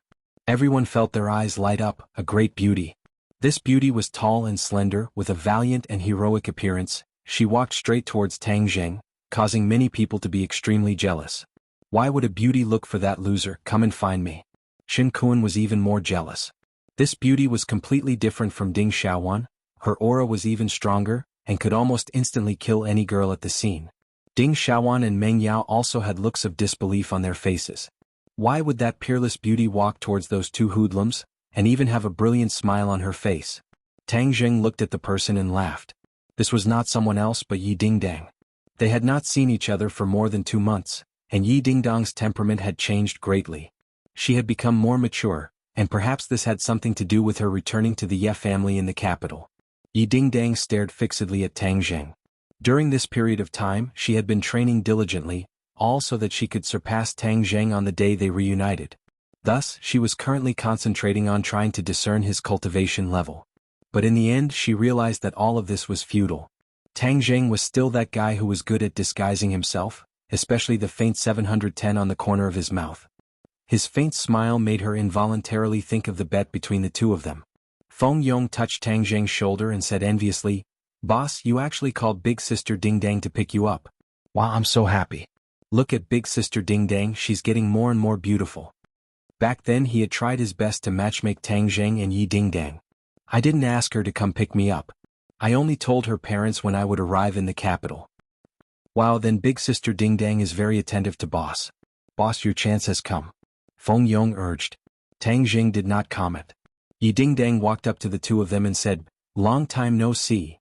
Feng Yong couldn't help but nod. "That's right, Sister Dingdang. Our boss misses you so much after not seeing you for so long." Tang Zheng glared at him helplessly, but Feng Yong continued, "Sister Dingdang, on the train here, boss kept talking about you." "Ah, is that so?" Yi Dingdang squeezed out a suspicious smile. Tang Zheng kicked Feng Yong and said, "Don't listen to his nonsense. Have you been well in the capital?" "No, there are too many people around me. I'm not used to it," Yi Dingdang said truthfully. In the past 2 months she had attended a lot of social events, which was completely different from the simple life of ordinary balance. She felt physically and mentally exhausted. "Sister Dingdang, you don't have to worry in the future. With boss protecting you, no one else will dare to disturb you," Feng Yong solemnly vowed. Yi Dingdang smiled and her gaze fell on Tang Zheng. She discovered that his temperament had changed a lot. He was more steady and did not have much of a sharp aura, but he gave people a very comfortable feeling of closeness. "My parents are waiting for you. Come with me." "Feng Yong, you come with us," Yi Dingdang said. Feng Yong shook his head and declined. "Sister Dingdang, I won't disturb your two-person world.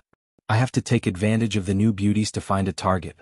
Otherwise, if other people beat me to it, I will suffer a big loss. I don't have as much charm as boss, having beauties send themselves to him." Cough cough. Tang Zheng dryly coughed twice and kicked at Feng Yong. Feng Yong hastily dodged and pretended to complain. "Boss, you're so impatient. You can't wait to drive me away and enjoy your two-person world with Sister Dingdang? All right then, I like to fulfill other people's wishes. I'm leaving." After he finished speaking, he carried his bag and quickly rushed into the crowd of new students. There were quite a few girls among them. Tang Zheng helplessly shook his head and embarrassedly said, "Don't listen to Fatty's nonsense." Yi Dingdang disapprovingly said, "I feel that he has become more cheerful and confident." "This is good. This is all thanks to you. I still have to report. How about I personally go and see Uncle Yi and Auntie Feng another day?" Tang Zheng said. "You're going to Yenching University, right?" Yi Dingdang pointed at the Yenching University's new student reception area and asked. Yes. What a coincidence. We'll be schoolmates in the future, so come home with me first. Then we'll go to the school together to report. Ah, you're also from Yenching University? Tang Zheng was greatly surprised. Yeah, why aren't you happy to continue being my classmate? Haha, how could that be? Stop dawdling. Look at how many people are looking at you. Yi Dingdang teased. Tang Zheng looked around and there were indeed quite a few people looking at the two of them because the contrast between the two of them was too great. No matter how one looked at it, Tang Zheng did not look like a rich person. While Yi Dingdang was not only young and beautiful, she also drove a luxurious car. No matter how one looked at it, they did not look like the same kind of people, but the two of them were chatting and laughing, and even had a bit of intimacy, so it was hard not to attract attention. Tang Zheng did not want to be the center of attention, so he nodded and said, "All right then, let's go." The two of them got into the car and the car sped away, causing people to want to know Tang Zheng's identity even more. They couldn't help but guess, and the ones who were the most surprised were none other than Ding Xiaowan and the other two. They looked at each other in dismay, unable to believe their eyes. Meng Yao was unable to close her mouth and said, "Who exactly is that loser?" Ding Xiaowan and Shen Kuan shook their heads blankly. Ding Xiaowan's expression turned solemn and said, "Who cares who he is, he's not a good person anyway." Tang Zheng was too lazy to care about other people's guesses. At this moment he was sitting beside Yi Dingdang watching her skillful driving. "Aren't you afraid that your girlfriend will be jealous when you look at me like that?" Yi Dingdang looked straight ahead and teased with a smile that was not a smile. "I didn't do anything bad, why would she be jealous?" Yi Dingdang snorted and thought to himself, "You already made a bet with me wanting to take advantage of the fact that my cultivation is not stronger than yours, and then wanting me to marry you, isn't that a bad thing? Tang Jing, let me tell you a piece of bad news." Yi Dingdang turned her head and glanced at him and said proudly, "What bad news?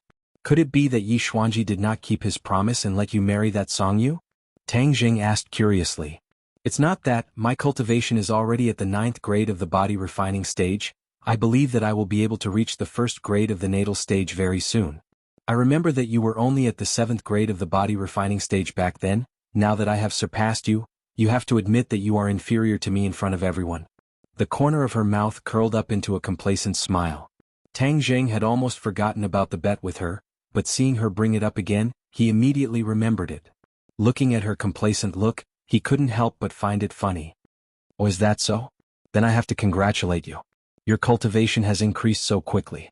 It seems that you have gained quite a bit during your time back in the capital." Of course. The Ye family was a large family, and Yi Xuanji had also broken through to the Great Master realm, so he naturally had his own unique understanding of cultivation. Yi Tianlei's return to the Ye family was something that Yi Xuanji attached great importance to. Of course, Yi Dingdang also received some benefits, using the Ye family's resources to rapidly increase her own strength. "So remember to fulfill the bet," Yi Dingdang reminded. "Oh, what is our bet?" Tang Jing asked despite knowing the answer. Yi Dingdang raised her eyebrows and said, "You won't pretend to be confused and not admit it, right? Fine, I'll remind you, my cultivation has surpassed yours, so you have to admit that you are inferior to me in front of everyone." "Oh, then what if you don't surpass me?" Tang Jing blinked his eyes, and asked as if he was luring the enemy in. Yi Dingdang was embarrassed to answer. Tang Jing beat her to it and said, "I remember that if you don't surpass me, then you have to marry me. I don't know if I remember correctly?" "Yes." Yi Dingdang was quite open and directly admitted it, "But I have already surpassed you, so your little abacus won't work." "Is that so? You are so confident that you have already surpassed me?" Tang Jing stared straight at her. Her side profile was very beautiful, with a straight nose, red lips, and especially her delicate face. Her chest had also developed a little, it was a feast for the eyes. Tang Jing suddenly missed the days when he could bicker with her. Back when he was in the ordinary balance, this kind of bickering added a lot of fun to him. "Of course I have surpassed you, I know you are embarrassed, a man should be open and above board, you won't go back on your words, right?" "Of course I won't go back on my words, I'm just worried that you will." Tang Jing had a smile that was not a smile. That familiar smile made Yi Dingdang feel as if she had returned to the past. Every time he smiled like that, it seemed like something bad was going to happen. Yi Dingdang was a little nervous in her heart and said, "Don't think about getting away with it when we get home later, admit it in front of everyone, a man admitting that his skills are not as good as others, you won't die." Tang Jing laughed. "Hee hee, we'll talk about it when the time comes." The car drove into a single-family courtyard in the center of Beijing. This was the mansion of the Ye family. It was not like the rich people from other places who liked to have a large manor. It was a quiet place in the midst of chaos. This large courtyard was the residence of a high official in ancient times. It was antique and had a lot of history. Tang Jing saw Feng Xinyang's figure from afar, and when she saw Tang Jing, Feng Xinyang beamed with joy. "Little handsome, long time no see, I really missed you to death." As she spoke, she pinched Tang Jing's body left and right and praised, "Your bones are getting stronger and stronger, very good, looks like you haven't neglected your martial arts during this period of time." "Aunt Feng, are you used to living in Beijing?" Tang Jing was used to her intimacy and asked. Feng Xinyang secretly sighed and said in a low voice, "I'm not used to it. How can it be more comfortable than ordinary balance? But in life, there will always be times when life is not up to oneself. I will slowly get used to it." "And Feng, this is not like your style." Seeing that Feng Xinyang was not as free and easy, Tang Jing was very curious. Feng Xinyang laughed. "The style will also change. I'll tell you when I have time later. Let's go see the old man first." Tang Jing immediately remembered Yi Xuanji and asked in surprise, "Why do I want to see him?" "About the martial organization." Feng Xinyang said in a low voice, "Your uncle Yi and I returned to Beijing to investigate the martial organization, so naturally we can't avoid the old man, so he has something to say to you." Tang Jing's heart trembled, and his expression became serious. The few of them came to the living room together, and before they even entered, they saw an enchanting figure quickly walk over and loudly shouted, "Yo, is this Ding Dong's fiancé? This is the first time the son-in-law has come to visit." Chapter 258. Looking towards the direction of the enchanting voice, a beautiful figure jumped into his eyes. She was dressed fashionably, a little revealing, and her flat stomach could be seen. The corner of his mouth raised slightly, unable to hide his ridicule. He arrogantly sized up Tang Jing, then curled his lips and said, "Ding Ding, your taste is very unique to have found such a fiancé." Yi Ding Dang suddenly remembered that in order to get rid of Song Yu, she had asked Tang Jing to lie and say that he was her fiancé. She did not expect that even Yi Meiyu knew about this. Her face darkened as she said, "Yi Meiyu, you don't need to worry about my matters. Yi, since you've done it, why are you afraid of others talking about it? Ignoring the interests of the family, you actually found such a poor brat outside." Yi Meiyu said jokingly. The other party's surname was Yi, so she was definitely a member of the Ye family. To dare to mock and ridicule Yi Ding Dang like this, she must be her uncle's daughter. Tang Jing did not guess wrongly. Yi Xuanji had two sons. Yi Tianlei was the second son, and the eldest was called Yi Tianming. Yi Tianming had a son and a daughter, and this Yi Meiyu was Yi Tianming's daughter. However, her reputation in the capital was not very good, and although she was only in her 20s, there were many people under her skirt. In this period of time, Yi Ding Dang and this cousin of his did not get along well, and received a lot of ridicule. However, who was Yi Ding Dang? She even dared to talk back to him, let alone Yi Meiyu. Yi Meiyu had suffered a few losses and had long harbored hatred in her heart. Today, when she found out that Tang Jing had come to her house, how could she let go of this once-in-a-lifetime opportunity? "You don't need to worry about my matters. But you, Yi Ding Dang, aren't you going to look for those people under your skirt today?" Yi Ding Dang retorted. Yi Meiyu did not feel ashamed, but instead felt proud as she giggled, "My pursuers are more than 100 times better than your fiancé. Don't blame your elder sister for not taking care of you. If you want a change, I can give one to you." Tang Jing was taken aback. This woman was really thick-skinned. The infighting in this big family was really serious. "Who cares about those servants under your skirt? You should just keep them for yourself to enjoy." Yi Ding Dang finished speaking and walked towards the guest hall without looking back. Feng Xinyang's face was also gloomy. She asked Tang Jing to go to the reception room with her. Tang Jing said that Feng Xinyang had really changed a lot. If it were her original temperament, she would have flipped out. "Handsome, it's not that easy to enter the Ye family." When Tang Jing passed by, Yi Meiyu teasingly reminded him. "Thank you for reminding me." Tang Jing nodded with a smile. Yi Meiyu looked at him in surprise and said, "You're not handsome, but your skin is quite thick." Tang Jing pretended not to hear. There was no need to tangle with this kind of person. When the few of them walked into the reception hall, they saw Yi Xuanji sitting in the middle, and Yi Tianlei sitting at the bottom. Seeing Tang Jing enter, Yi Tianlei warmly welcomed him. "Xiao Tang, long time no see. Uncle Yi, it seems that your cultivation has improved quite a bit." Tang Jing laughed. "Haha, your fiery eyes of truth are getting more and more powerful." Yi Tianlei had indeed improved a lot. Ever since he reached the first grade of the pre-celestial stage, he had been working even harder in his cultivation, and was almost at the threshold of the second grade of the pre-celestial stage. Yi Xuanji looked at Tang Zheng expressionlessly and continued to sip his tea. Yi Xuanji's feelings for Tang Zheng were too complicated. If not for Tang Zheng back then, Yi Xuanji would have already died. Therefore Tang Zheng was Yi Xuanji's savior. However, due to the fact that Tang Zheng had a lot of friction with Yi Dingdang during the marriage and the subsequent exchange of life-continuing pills, it made Yi Xuanji feel extremely embarrassed. If it wasn't for the fact that it was related to the martial sect, Yi Xuanji wouldn't have ignored the awkwardness and personally met Tang Zheng. I'm the one who has improved the most. Seeing them flattering each other, Yi Dingdang obviously wouldn't let them and impatiently said, Tang Zheng, you just admitted it in front of everyone that your skills are inferior. Since there are no outsiders now, just admit it. Why should I admit it? You're shameless, you clearly agreed just now. Oh, you mean I'll only admit it if you surpass me, right? That's right. But you're only a 9th grade body refinement realm cultivator, you haven't surpassed me. Tang Zheng said truthfully. What? A 9th grade body refinement realm cultivator hasn't surpassed you? Yi Dingdang turned pale with fright and even the other three were shocked. Yi Xuanji's hand that was holding onto the teacup froze for a moment, and then he stared at Tang Zheng with a gaze like lightning, but was still unable to see through his cultivation. You're shameless, I remember you were a 7th grade body refinement realm cultivator, how can you surpass me? Yi Dingdang was in disbelief. Yi Tianlei solemnly asked, Little Tang, what's your cultivation now? 4th grade natal stage. Tang Zheng lightly said, but these words were like a clap of thunder, causing the surprise on their faces to become even stronger.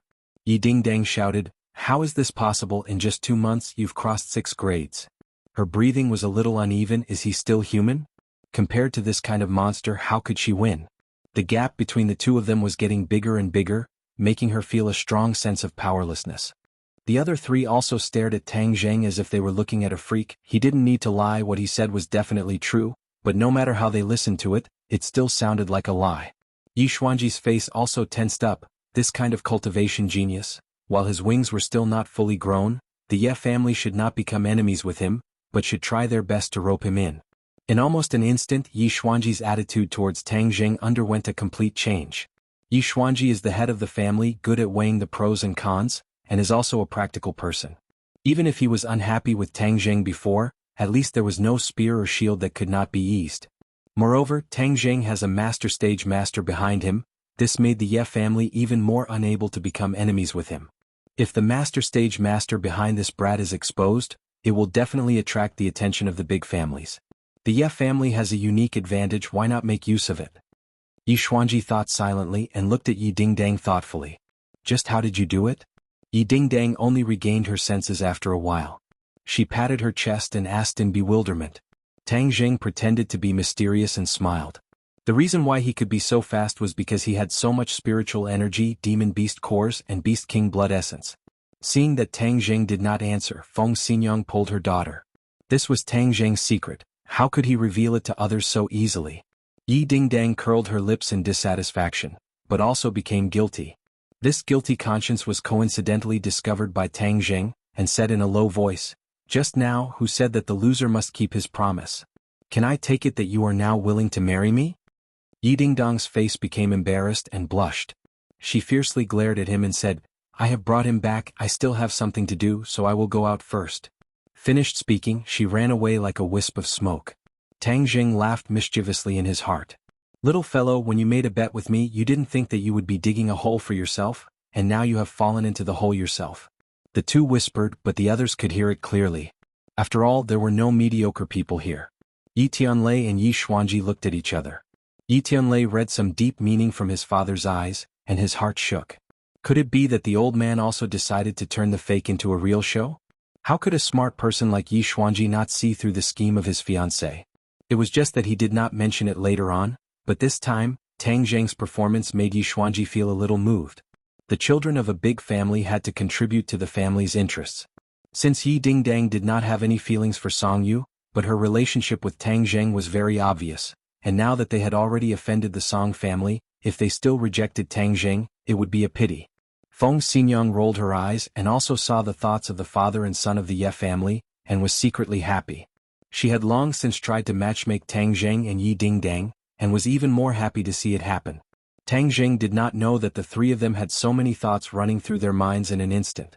He glanced at Yi Xuanji, then looked at Yi Tianlei and said, "Uncle Yi, what's the matter with the martial organization?" When the martial organization was mentioned, their faces instantly became gloomy. Yi Tianlei looked at Yi Xuanji, and seeing Yi Xuanji nod, he said, "Regarding the news of the martial organization, we only confirmed it a few days ago. After Martial returned, she was unconscious for a period of time, and when she woke up, she lost her memory and actually forgot about the ordinary balance. This is one of the reasons why the ordinary balance is so peaceful." Tang Jing suddenly realized, but that martial organization only lost her memory, it was really too easy for her. Back then, he and Shirshir almost died in her hands. If she did not summon the Ghost General, then he really would not be standing here.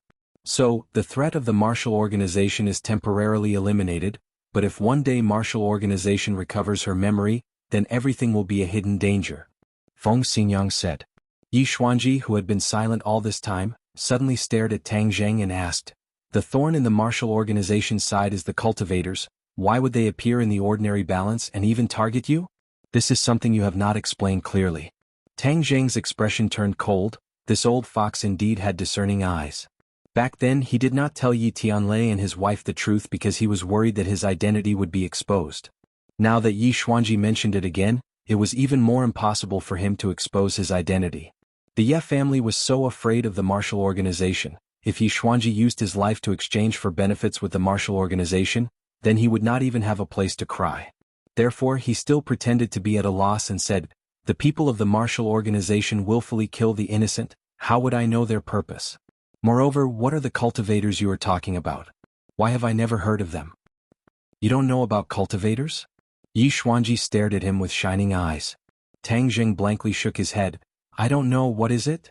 He looked straight at Yi Xuanji and did not show the slightest bit of difference.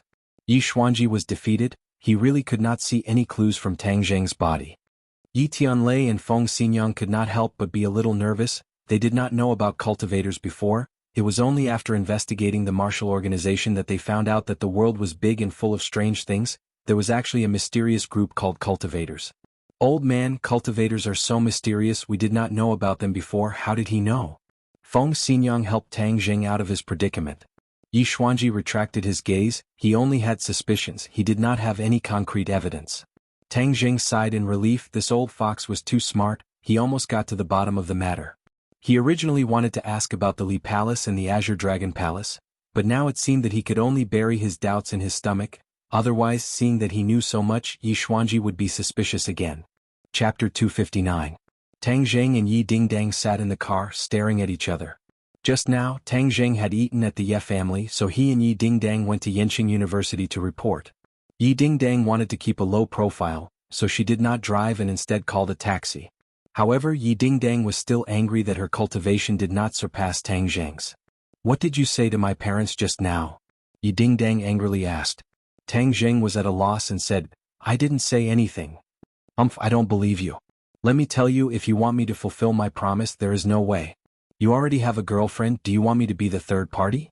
Moreover, our bet did not have a time limit, so even if you are stronger than me now, I don't have to fulfill the bet," Yi Dingdang slyly said. Tang Jing rolled his eyes. This girl was really smart. She actually took advantage of this loophole. However, he did not intend to let the other party fulfill the bet, so he indifferently shrugged his shoulders. Looking at his appearance, Yi Dingdang thought that he was definitely up to no good, but she could not help but think of her mother's previous warning. If she really liked Tang Zheng, then she had to work hard to win him over. Tang Zheng's potential was definitely limitless. This was also the old man's intention. Yi Dingdang was shocked. Feng Xinyang was interested in Pound. Even a blind person could see the matter with Tang Zheng, but how did the old man change his mind and actually fall for Tang Zheng? What is so good about Tang Zheng? He is such a playboy. He already has a girlfriend. Do you want me to be the third party? While her thoughts were running wild, the taxi arrived at Yenqing University. Yenqing University had a long history and rich educational resources.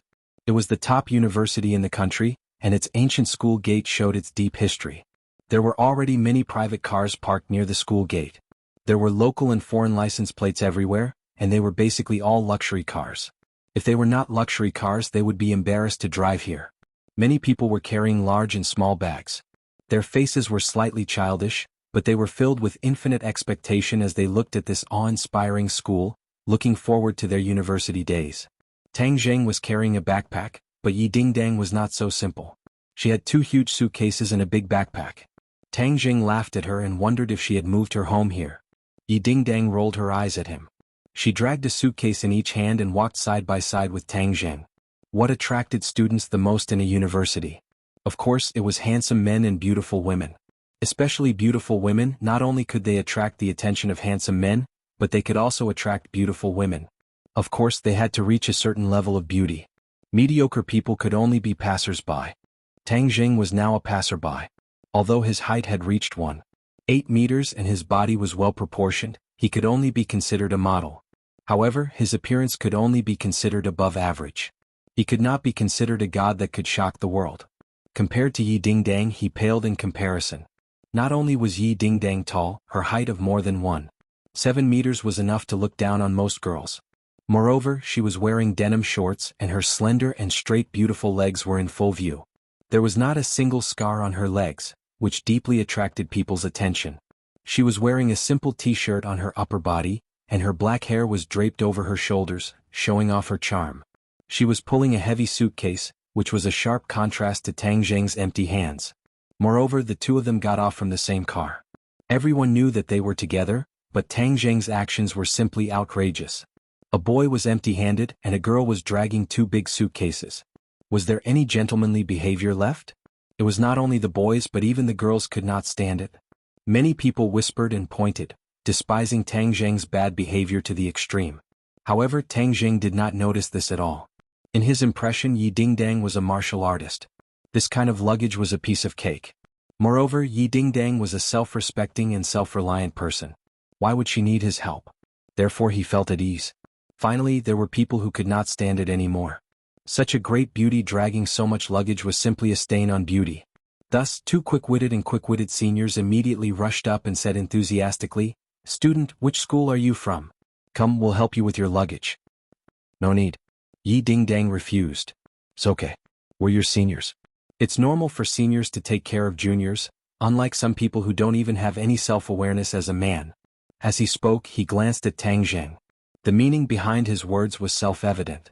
Tang Zheng looked at the 2 of them in surprise. What did this have to do with him? Why did it involve him? Seeing Tang Zheng's deflated expression, Yi Dingdang was secretly happy. Fortunately, she handed the luggage to the 2 seniors. The seniors looked as if they had received a treasure. They smiled happily and glanced at Tang Zheng proudly. It was as if they were saying, "Kid, you didn't cherish such a good opportunity. Today your seniors will teach you a lesson." Yi Dingdang clapped her hands and teased, "Look at them. They're so much better than you. They're so helpful." When the seniors heard this, their faces bloomed with smiles and said, "Of course. Boys should take care of girls." Yi Dingdang patted Tang Zheng on the shoulder and said, "Did you hear that? Learn a little." Tang Zheng rolled his eyes and said, "It's not like you don't have hands and feet. Besides, this little bit of luggage is nothing." The seniors looked at him as if he was looking at an alien. "Junior, are you too awesome? You actually said it with such vigor. Are you planning to be alone for the rest of your life? You won't be able to pick up girls like this." Yi Dingdang was speechless. She gritted her teeth and said, "You're ruthless. Who asked you to bring so many things? It's as if you can't wait to move your home to school. Anyway, your home isn't far. Bring less things. In the future you can go back to get them," Tang Zheng said. Yi Dingdang curled her lips and did not argue with him. She said, "I'll go to your school to take a look first. Anyway, I'm not in a hurry. I'm curious why you chose the archaeology department." "I like it." Tang Zheng's answer was simple and clear. There are very few girls in the archaeology department. This junior actually chose the archaeology department. It seems like he has really studied too much. He can only play around in his 4 years in university. A few seniors looked at each other and cursed silently. Tang Zheng did not care about the thoughts of the few of them, and directly walked towards the new student reception area of the archaeology department. Yi Dingdang accompanied by his side, and the 2 seniors tried to curry favor with him, but Yi Dingdang ignored them. Most of the time they were looking for Tang Zheng to talk to, but Tang Zheng ignored them, which made the seniors feel defeated. What's so good about this brat? He doesn't understand the situation. Our senior's concern is meticulous, and he actually ignores us. Tang Zheng and Yi Dingdang walked in front, while the seniors dragged their luggage behind them. They looked like their little brothers, causing the two of them to feel extremely aggrieved. They originally thought that they could get close to such a beautiful junior sister, but they were only treated as coolies. The archaeology department was a small department, and there were very few people reporting to it. There were 3 boys sitting at the reporting area, wearing thick glasses and dressed very simply. At this moment, the few of them were whispering excitedly. "I heard that a beautiful junior sister came to our department?" "That's right, she's too beautiful." In the past, people said that even the mosquitoes in the archaeology department were male. This time, a beautiful junior sister has finally come, and she's even at the level of a school beauty. Now our department can turn things around. Right, I was the one who sent her to the dormitory. Wow, that feeling was really great.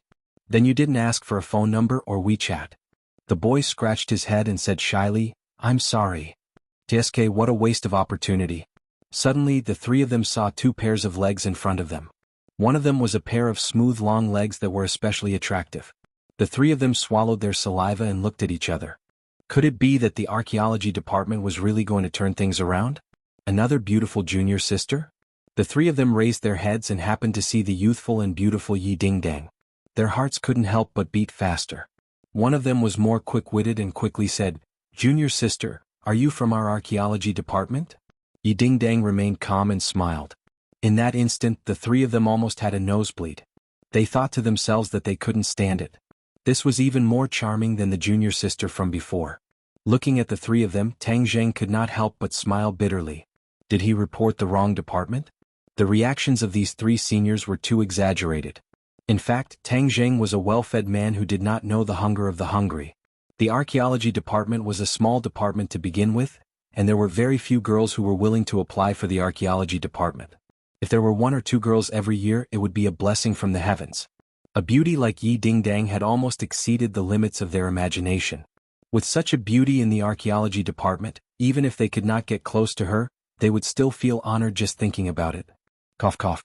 Tang Zheng coughed dryly and said, "I'm the one who reported, not her." The 3 of them were pulled back from their souls. They were greatly disappointed and looked at Tang Zheng with teary faces. "Why is it you, not her?" Tang Zheng was so angry at the 3 of them that he didn't know whether to laugh or cry. "Then why don't you ask her if she wants to change departments?" The 3 of them were dejected. "Changing departments, stop joking." Unexpectedly, Yi Dingdang rolled her eyes and said, "It's not impossible to change departments, but you have to promise me one condition." The 3 of them immediately raised their heads, overjoyed at the unexpected good news. The 2 seniors behind them were shocked. What kind of magic did this junior brother have, to actually be able to make such a stunning junior sister willingly transfer to him with just 1 sentence? Tang Zheng ignored the senior's fervent gaze and shook his head. "I won't fall for your trick. Is your condition that easy to achieve?" Yi Dingdang curled her lips and said, "Stingy brat, forget it, I won't accompany you anymore. I have to report as well. After everything is done, remember to call my mother to tell her that you're safe. Otherwise, she'll call me again to ask me questions." "Got it," Tang Zheng said casually. When the others heard this, they were about to kneel down. No wonder this junior brother was so fierce and his attitude was so casual. It turned out that he had even taken care of his husband and mother. They were almost in despair as they looked at Tang Zheng indignantly. "Junior brother, you're so fierce, does your family know? Are you going to give us a way out?" Chapter 260.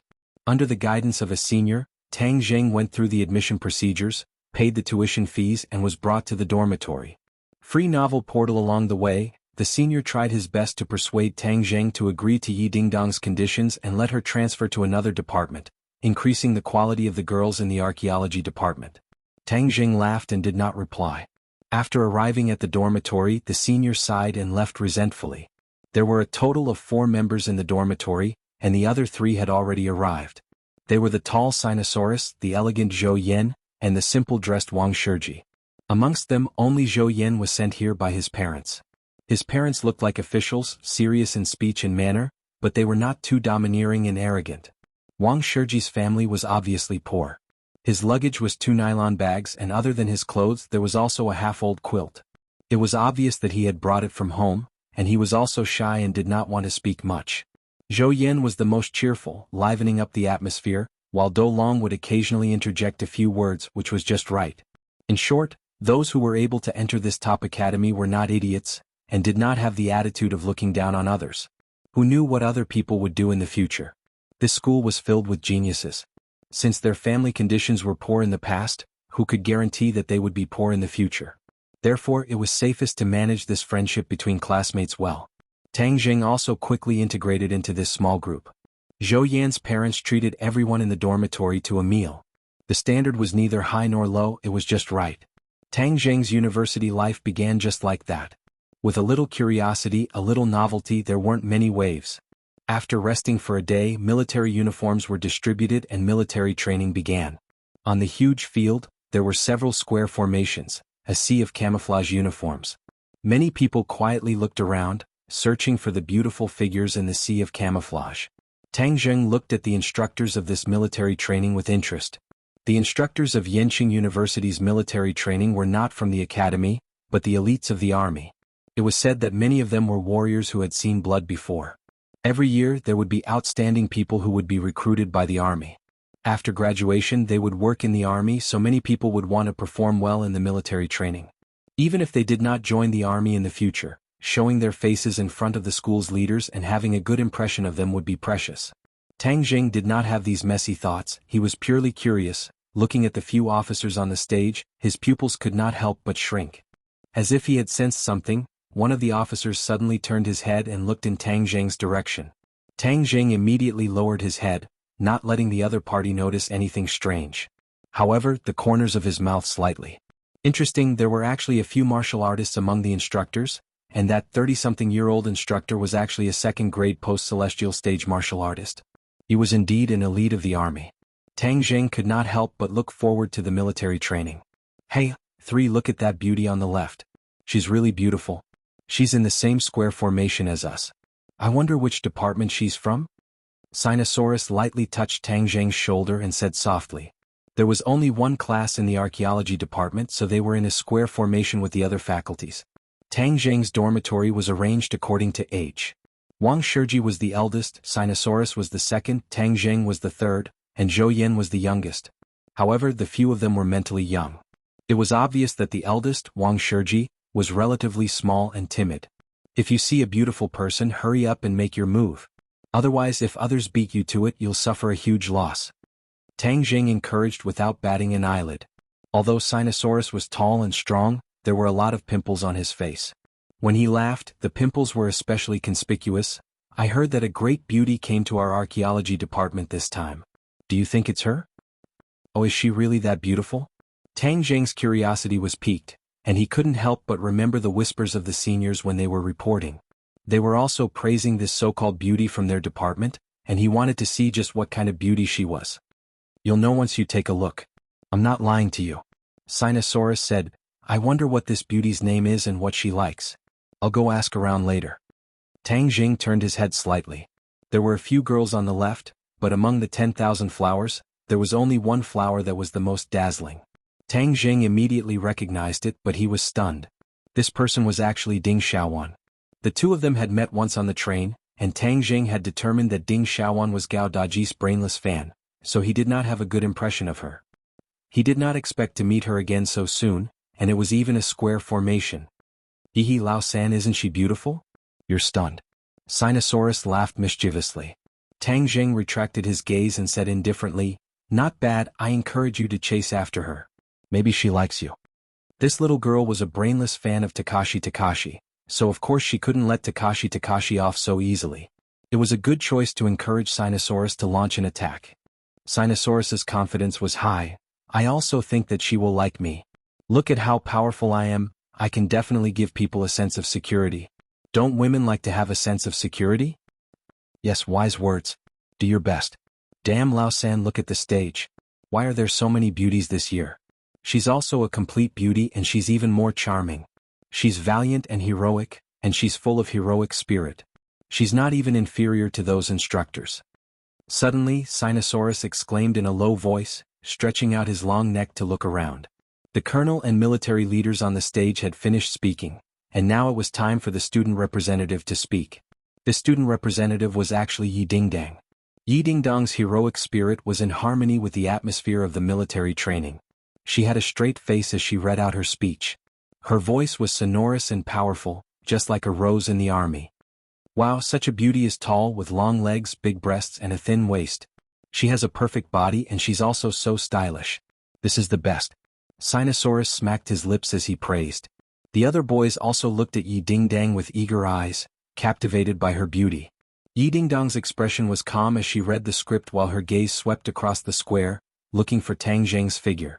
Yi Ding-dang not only had a good temperament and image, but more importantly she had an illustrious background. So when the school chose the representative to speak, she was chosen. Originally she did not want to show her face, but later she thought that her martial arts were not better than Tang Zheng's, so she could surpass him in other aspects. It could be considered another kind of victory. She knew that Tang Zheng was definitely looking at her, so she could not help but ponder, "Humph, Tang Zheng, this lady will not admit defeat. The more I fight, the braver I become. Just you wait and see." Suddenly, her gaze swept across Tang Zheng's square. Although everyone was wearing the same uniform, she still recognized him at a glance. She was all too familiar with his temperament. Their eyes met, and a hint of provocation flashed in her eyes. The corner of her mouth hooked up into a faint smile. How could Tang Zheng not understand her thoughts? He could not help but smile bitterly. Yi Ding-dong's competitive nature had not changed at all. Instead, she had been beaten down by him too many times, and had become more and more intense. Wow, look at her smiling at me. Has she fallen for me? Sinosaurus's heartbeat quickened as he said excitedly. Tang Zheng pretended to be serious and said, "It is possible. You can go and confess later." This. It's too sudden, that's not good. Maybe he likes to make sudden attacks. Otherwise, if someone else gets there first, you won't have a chance. Tang Zheng urged. This. Let's wait and see. Sinosaurus felt a little guilty. After all, Yi Ding-dong's powerful aura was worlds apart from Ding Xiaowan's. Normal people would not have the courage to do so. After the speech, the military training began. The instructor, who had been standing in front of the square formation like a javelin, finally opened his mouth. His gaze was like lightning as he directly stared at Tang Zheng and Sinosaurus. He pointed at the two of them and said, "You guys like to talk a lot, right? Let me tell you, in my team, without my orders, you are not allowed to say a single word. Even if you fart, you have to report it." The instructor's barbaric style shocked everyone. Sinosaurus, however, was not afraid. He rolled his eyes and said loudly, reporting to the instructor, "I want to fart." Haha. The crowd couldn't help but laugh out loud. The instructor's face instantly darkened to the extreme. He gritted his teeth and said, "You want to fart, right? Then I'll approve of you. If you don't let it out, then stand and do 200 push-ups." "Yes, sir," Sinosaurus said seriously. A loud fart shook the heavens and the earth. Everyone subconsciously scattered to the side. Damn, this person was really farting. It was 2F** King Smelly. Tang Zheng leaned against Sinosaurus and immediately held his breath to prevent himself from being attacked by the poison gas bomb. He could not help but sigh in his heart. This brother was truly a talent. He had thought that Sinosaurus was just playing around. He never thought that he would really be able to fart. Suddenly, Tang Zheng and Sinosaurus were the only ones left in the square formation. They stood there motionlessly, undoubtedly becoming the center of attention. The instructor's face almost turned green. After teaching so many batches of students, he had encountered many weirdos, but there was only one weirdo like this. It made him lose face. Sinosaurus looked relaxed, as if a heavy burden had been lifted from his shoulders. He raised his eyebrows and looked at the instructor with a smirk. "You two stand at the front. The rest of you stand in line." The instructor noticed that everyone was looking at him, especially the military leaders, who were frowning. This made him feel even more pressure and anger. This group of geniuses needed to be fiercely drilled to show their strength. Since someone provoked them, then they would kill the chicken to warn the monkey. Once these two troublemakers were suppressed, the others would naturally not dare to cause trouble. Almost every year there would be troublemakers in the military training. The instructor was already used to it and had plenty of ways to deal with them. However, this was the first time he had seen Sinosaurus, this weirdo who was farting and causing trouble. He was somewhat caught off guard. Tang Zheng's face was bitter. What did this have to do with him? Why did it involve him? Reporting to the instructor, "Didn't you say that I wouldn't be punished if I farted?" Sinosaurus was unhappy. "I was following your orders." The instructor rolled his eyes and said, "I'm not talking about this. Just now when the leader was speaking, the two of you were whispering. Don't think that I don't know, so this is the punishment for the two of you disobeying the order just now. Lie down, do 200 standard push-ups, then run 3,000 meters. For students who were locked up in a greenhouse all year round, This amount of exercise was almost impossible to complete. Moreover, to be able to be admitted to such a top university, they were almost completely devoted to their studies during high school and did not have much time to exercise. Therefore, the instructor was confident that he could use this matter to warn the other party and kill the chicken to warn the monkey.